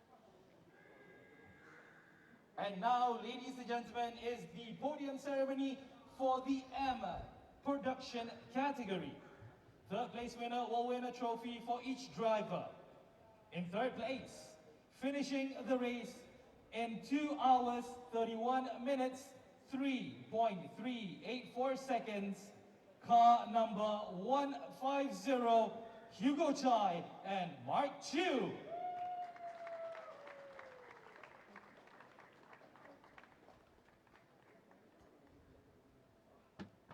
Chai Kok Ho and Mark Chu. Second place winner will win a trophy for each driver. Second place with the total race Danny time Chin of and Cheryl will 2 be hours, coming up for 32 second spot. minutes, 10.098 seconds. Car number 99, Chin Hualib and Admi Sharu. There they are.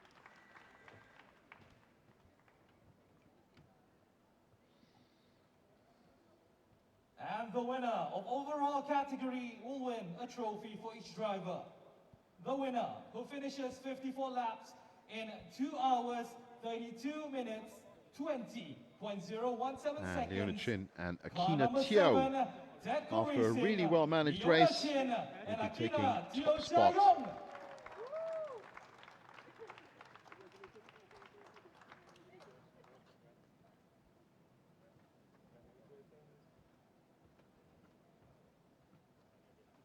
And once again, it is my honor to invite Encik Muhammad Muazzam Shah Abdul Muttalib from the Kementerian Belia dan Sukan, together with Puan Masila Yaakob, Well done to Tedco Director, Racing. Sepang International Circuit, to Could have have had a group photo a 1-2 with there. all the winners. Unfortunately, that number 15 car didn't quite make it up. More VIPs from the board of directors, SIC. Thank you to Encik Muazzam and Puan Masila, and once again, congratulations to all So the those are winners. the race, You may well, leave we've the still got the podium. Thank touring you. production race trophy to witness. That will be coming up right now. And now, ladies and gentlemen, the podium ceremony for the And a T change production category. after six Second place winner will wins win a straight trophy for for Alif each Hamdan driver. going up to the top Second spot. place with the One of total them, race time he even questioned of himself 2 because he didn't hours, understand how he got up there. 21 minutes, This time, 31.521 Nisa Racing, seconds. Nafi Hussain and Car Kifi Othman number have done the 72, right our engineering HMRT, Alif job in terms of Hamdan. strategy and communication, and they managed to get that top spot. There he is, taking second place, so used to going up to the top, he's just checking the bottom to make sure exactly where he's supposed to be. Will win a trophy for each driver. The winner who finishes 54 laps in 2 hours. Just so 31 used to minutes, getting up the top spot, he has to just check 5.371 himself. Seconds. Car number 1, Nisa Racing, Nafi Hussain, and Now, of course, Kifli even though Othman. Nisa Racing have come in and won this, it means the championship is going to be going to our engineering based on that 75 points, 90 points they had coming into today. And now it is my honor to invite once again Encik 31 Muhammad here. Muazzam Shah Abdul Muttalib from the Kementerian Belia dan Not gonna be Sukan, enough, and but together with Yang Berhormat not going to Tuan matter to Adif Nisa Shah Racing, who are Abdullah, just happy Ahli to be Dewan on the Undangan top spot. Negeri Dengkil, together with the winners. To just for share a the group podium. photo. It's very sportsmanlike.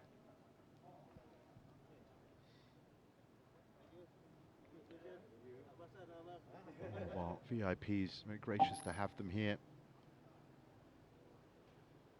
Thank you very much to Encik Muazzam and YB Tuan Adif for the photo, and once again congratulations to all the winners. Ladies and gentlemen, do not go anywhere yet because we still have one more podium ceremony to be held here for the Malaysia So now we'll have the Series overall champion 2021 trophies. Coming up, we will then find out who is our Malaysian Championship Series overall champions are. Do stay with us, do not go anywhere. Thank you.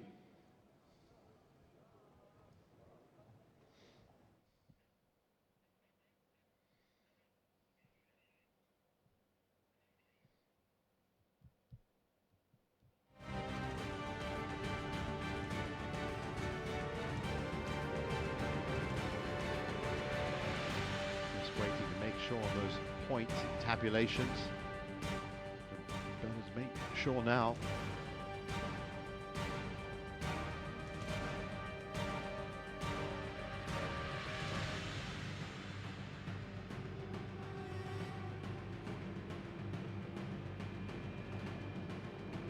And while they do that, just take a short break. Stay with us for the overall championship presentation, the Malaysia Championship Series 2021.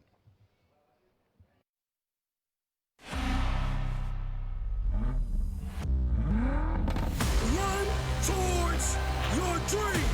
Because the moment you stop running, the moment you stop fighting, is the day you will lose it. That dream is not going to wait and say, take a breather. It's going to say, come catch me.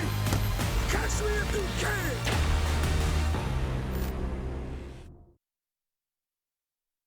Yokohama.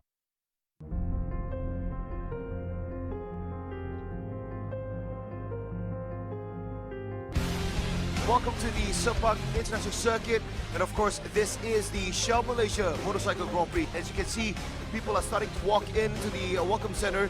We have about 100 over vendors here today. It's going to be an awesome weekend here at Sepang Circuit. Okay guys, hari ni keadaan sini sungguh meriah saya tengok dan saya doakan yang terbaik semua pemba, termasuk Malaysia, ada Rodin, Ki, Syarin dan semua yang terlibat lah. マレーシアの皆さん、MotoGP、日本から来ました。MotoGP 楽しんでます。イエーイ。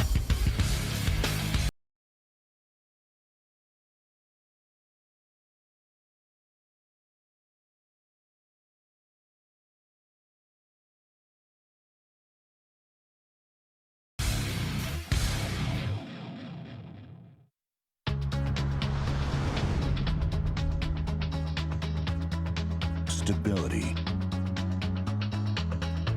grip, quietness. Only one tire can satisfy drivers who demand true performance. Advan. Life can be exciting. Yokohama Tire.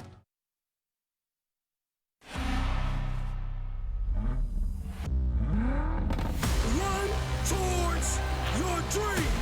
Because the moment you stop running, the moment you stop fighting, is the day you will lose it. That dream is not going to wait and say, take a breather. It's going to say, come catch me. Catch me if you can.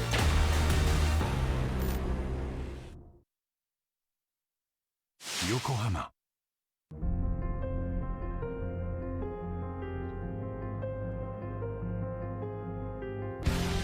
Welcome to the Sepang International Circuit, and of course this is the Shell Malaysia Motorcycle Grand Prix. As you can see, people are starting to walk into the welcome center.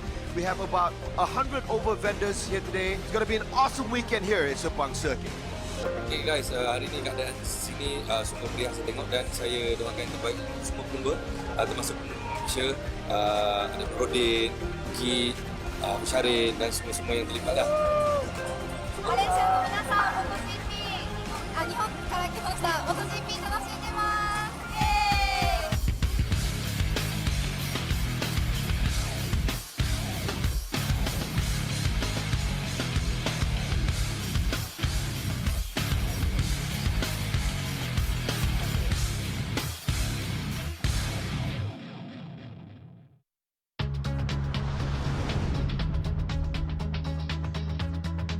Stability,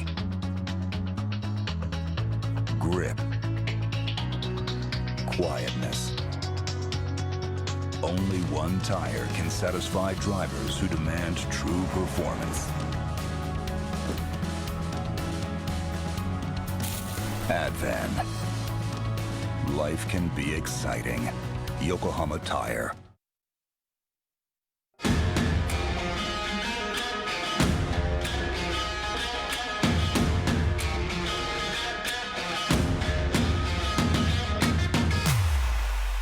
Welcome to the Malaysian Motorcycle Grand Prix, and as you can see, it's a huge crowd, a sea of yellow and blue, most of them supporting Valentino Rossi this weekend. Also, we have our local riders, a huge event. Tickets have been sold out.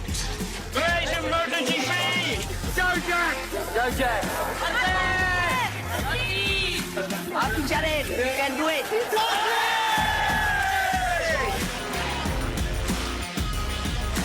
He's been in complete control by Vinales. The checkered flag is out, and Vinales is victorious. It's Mavericks Malaysia.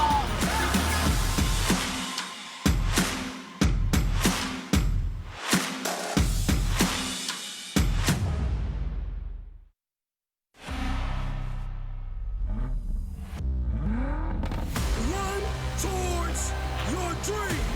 Because the moment you stop running, the moment you stop fighting, is the day you will lose it.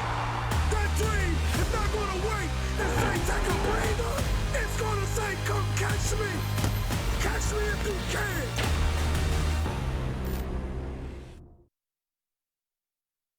Yokohama. And welcome back to the Sepang International Circuit and the official live stream for SIC as we get prepared now after just watching the race trophy presentations for SP2, SP1, MTC and TP. Now, because it is of course the conclusion of the Malaysian Championship Series 21 season, we have the overall championship prize presentation for those four classes, SP1, SP2, MTC and TP. Now, while we were just away, the powers that be in race control just double checking that point tally because it is so important. Just recently, the Sepang 1,000 kilometer race, there were a couple of changes.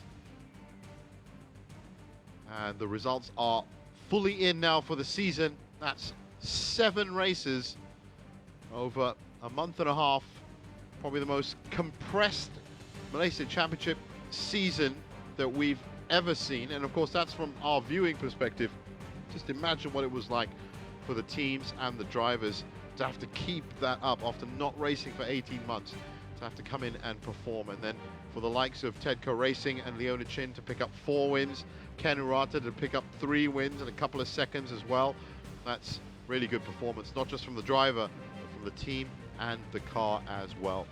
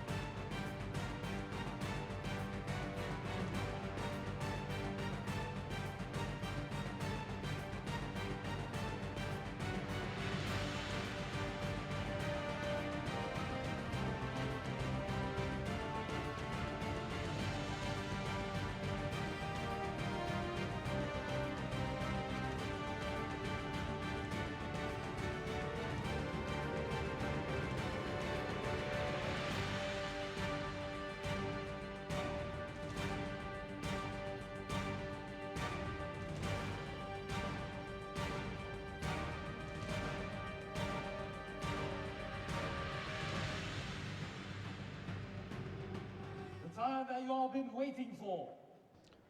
Thanks for sticking with us, and I've just been told that we are about ready for that overall championship prize presentation ceremony.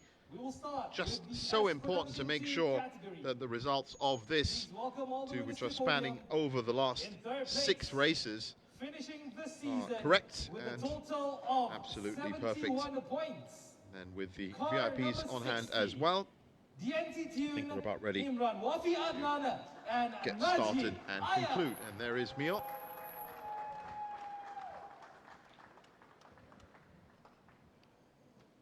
That's SP2. 3rd place for DNT Tune. What a trophy, look at that.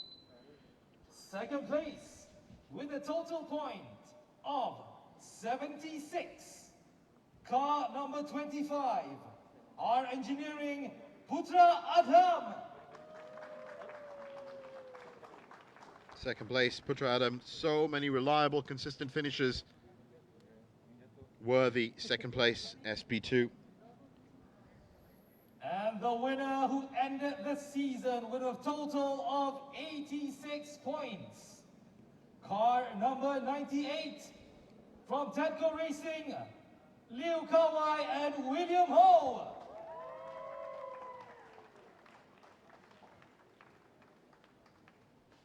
And there is the champion overall, Eddie Liu and William Now Ho. it is my honor to invite Mr. Jason Chow, Assistant Sales Manager, YHI Marketing Malaysia, together with Encik Azhan Shah Freeman Hanif, Chief Executive Officer of Sepang International Circuit, to join the winners for a group photo.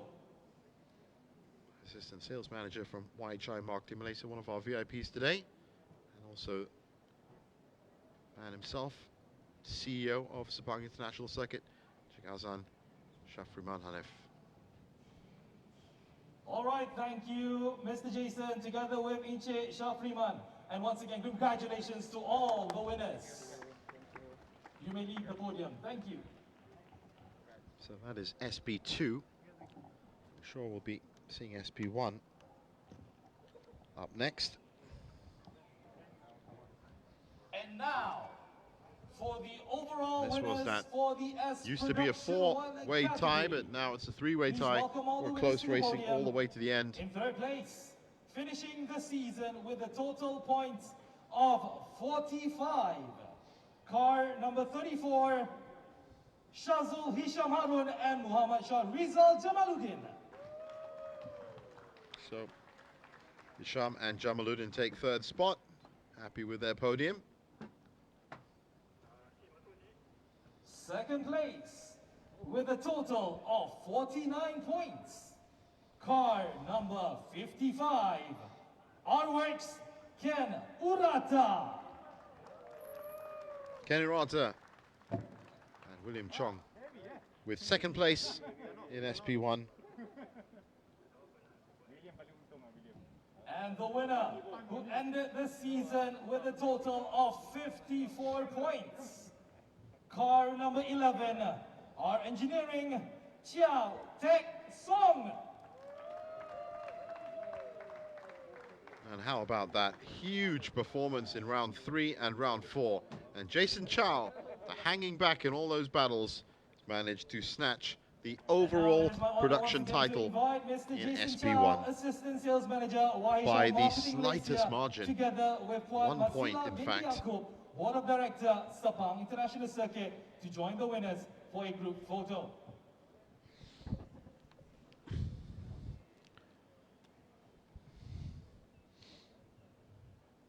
Thank you very much to Mr. Jason Chow and Puan Masila, and once again, congratulations to all the winners. You may leave the podium. Thank you.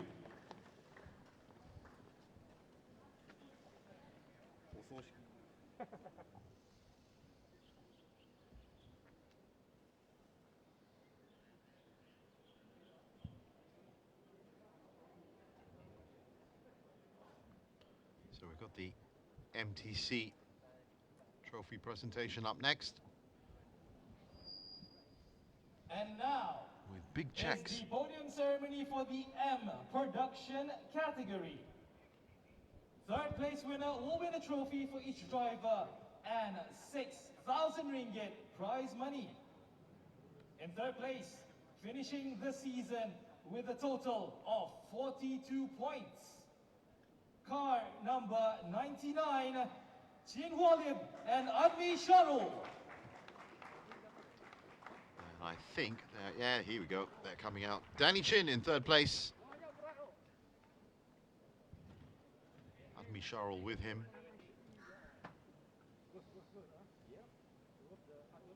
Second place winner will win a trophy for each driver and 8,000 ringgit prize money. Second place with a total of 43 points. Car number 15 and from Mark Tedco Darwin Racing, get Fu the Yu Chia and first Mark Tedco Darwin. Racing entrance. Second spot.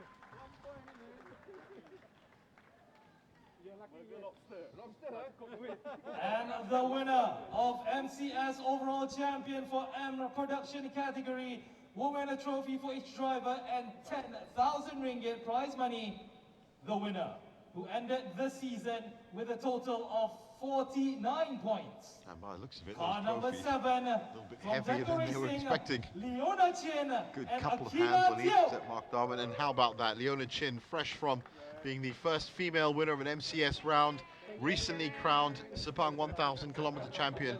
Now, not just winner today, but also overall champion Malaysia touring car class with Akina Teo. Fantastic performance for them and their sponsors and Tedco Racing. Board of Director Sepang International Circuit to join the winners for a group photo.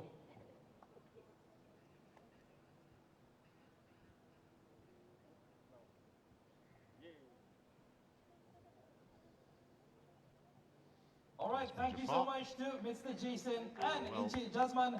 And once again, congratulations to all the winners. Management.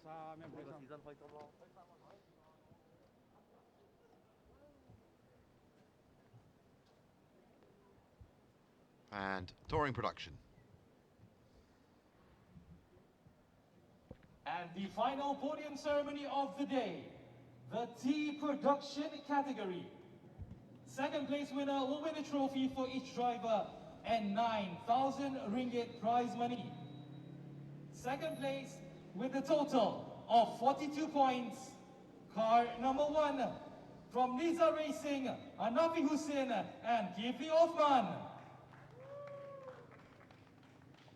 Just 2 entrants in TP, and really that only happened for the second half of the season. 1 entrant most of the way, but well done to Nafi Hussein and for T production category. Will win a trophy for each driver and 11,000 bit of a fight in this last race especially. The winner, who ended We're never the going to catch season that with points a total tally that was of 54 racked up by points. our engineering. Car number 72, our engineering, Alif Hamdan and Lai Wee Sing. And there is Lai Wee Sing and Alif Hamdan. For all the troubles they had today, the final race with their car, they did enough over the previous 6 to get the overall TP prize. Marketing Malaysia together with Yang Berhormat Senator Dato Sri Tilian Ke, Deputy Minister, Ministry of Youth and Sports, to join the winners for a group photo.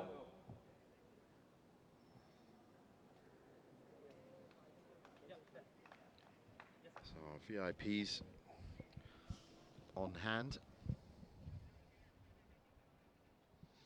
All right, thank you very much to Mr. Jason and YB Senator Dato Sri Tilian Ke. And once again, congratulations to all the winners.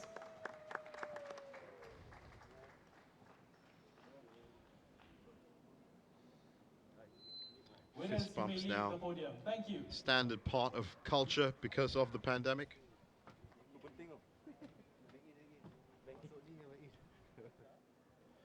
And now that we've seen our winners, we'll be hearing from them as they'll be talking with Mio.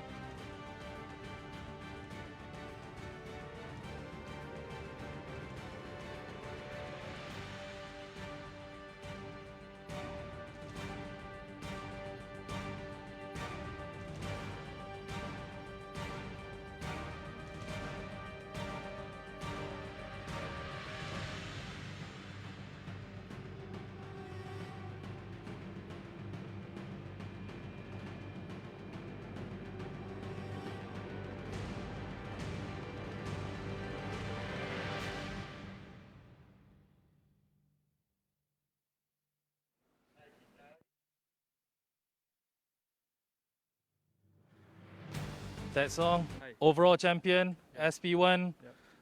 After 4 rounds from last month to today and yesterday, describe us. How do you feel right now? Yeah, actually, I never think I can get the overall first. Yeah, today is very big bonus day for me. Yeah.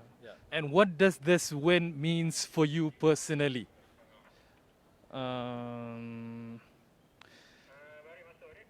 I don't know. So Obviously, it means a lot, right? Because I mean, like you said, you never imagined for you to win the overall championship, and now you have, and definitely you want more in the future, correct? yeah, try my best. I can All right, but whatever it is, congratulations to you, champion overall for SP1. Congratulations to you. Yeah, thank you. All right, thanks. Thanks.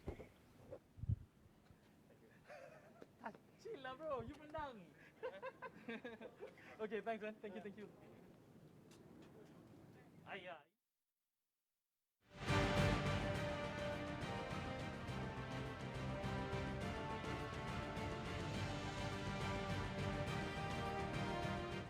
All right, it says over here 2021 overall champion and production, Leona Chin. Happy, glad, sad? Mixed feelings. Today is a very happy day. We got to win in our class and also the overall. It was a very tough fight. We got very, very lucky at the end of the race. And great teamwork. Thank you to Team Techco and all my sponsors. And also my partner driver, Akina, for pushing the car to its limits. We had some issues in the car as well, some overheating. So we nursed the car until the final lap. And this trophy goes to Ross. Okay, and one more question I do want to ask you, the fact that 2021 has been a very, different year with COVID-19 and whatnot, but luckily we are able to actually finish one series. Do you look forward to 2022, obviously, yes? Yes, of course, looking forward to 2022. Maybe join a more faster car, maybe bring a better car. And maybe get to travel again once more. Okay, congratulations to you and your team, Leona. Thank you. Thank you.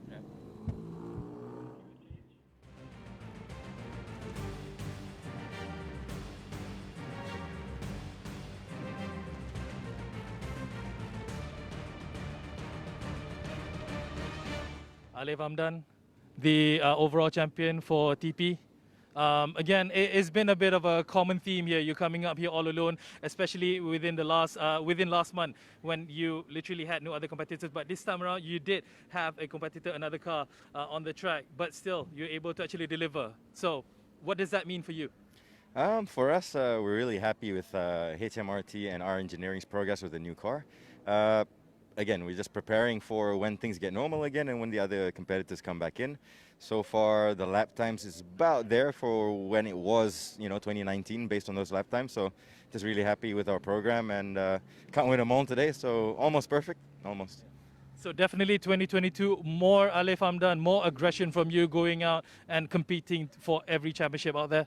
Yeah, for sure. I mean, definitely, because now we've done all the R&D, so the next is probably just drive it harder. So that'll be our next goal, yeah. All right, once again, congratulations, man. Thank you. Thank you. Right. Thanks, man.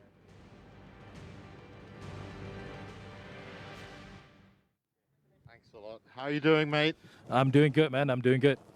It's quite hot out here, as you can see. It is very, very hot. So it's good to be out here. I'm always inside the podium and stuff. So it's inside the commentary. But what a season we've had. Oh, it has been a definite season to remember. Granted, it's such a shortcut. I mean, like the amount of time that the drivers and the team owners had to prepare within such a short period of time is just remarkable for what they have actually performed and they're able to put out on the tracks, man. No, absolutely. And I think that, it's been great commentating and getting back into the commentary box and hearing all of this stuff happen. And look, even now, just seeing cars come by, it's really great. Yeah. It's definitely a feeling that each of us motorcar fans out there they have been wanting this for the longest time ever since the pandemic hit our shores and the world actually. And it's just great to be back on the tracks. It's just great for you to be commentating on it and for us to actually just be able to watch and witness it back again. No, that's true, and hopefully we get to do it next season. Of course, on that note, talking about commentating, we do have to pay our respects to quite a tragic incident that happened this week.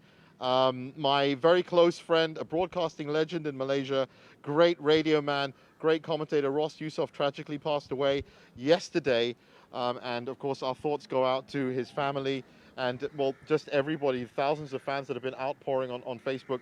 Really was a shock, and I'm sure he would have loved to have been here to see the conclusion of MCS. He, of course, joined me for many years on radio and commentating, but for SIC, part of the family, MSBK, came up for just 2 weeks ago with his Sepang 1,000 kilometers. So we wish the best to his family, and it's such a tragic shame, such a tragic loss. I remember my first time working with him is actually during the S1K back in 2019. He's such an easy man to approach. He's so cooperative with his knowledge that he had together with him. He was never that guy who really kept anything to himself. He always wants to share out his knowledge with everyone around him just to make the whole team better. That was he was very good at what he did. So it's a shame that, it's great that, of course, he could join us for part of this season. It's a shame that he's not going to be joining us for the rest of it. But for now, that's it from us. I want to thank everyone who's been watching on the... it's so odd to be out here doing it, but I want to thank you all for joining us this season. Do join us again for everything else that's happening at the Sepang International Circuit. Just a quick shout out to, of course, Mio, everybody on the broadcasting team that has been absolutely fantastic, the logistics, the marshals, the officials at Sepang International Circuit, our official partners, BH Petrol, Yokohama, and KBS as well. You guys take care of yourselves. Follow your COVID protocols, and we'll see you racing again next year, won't we? Cheers, guys. Take care. Thank you.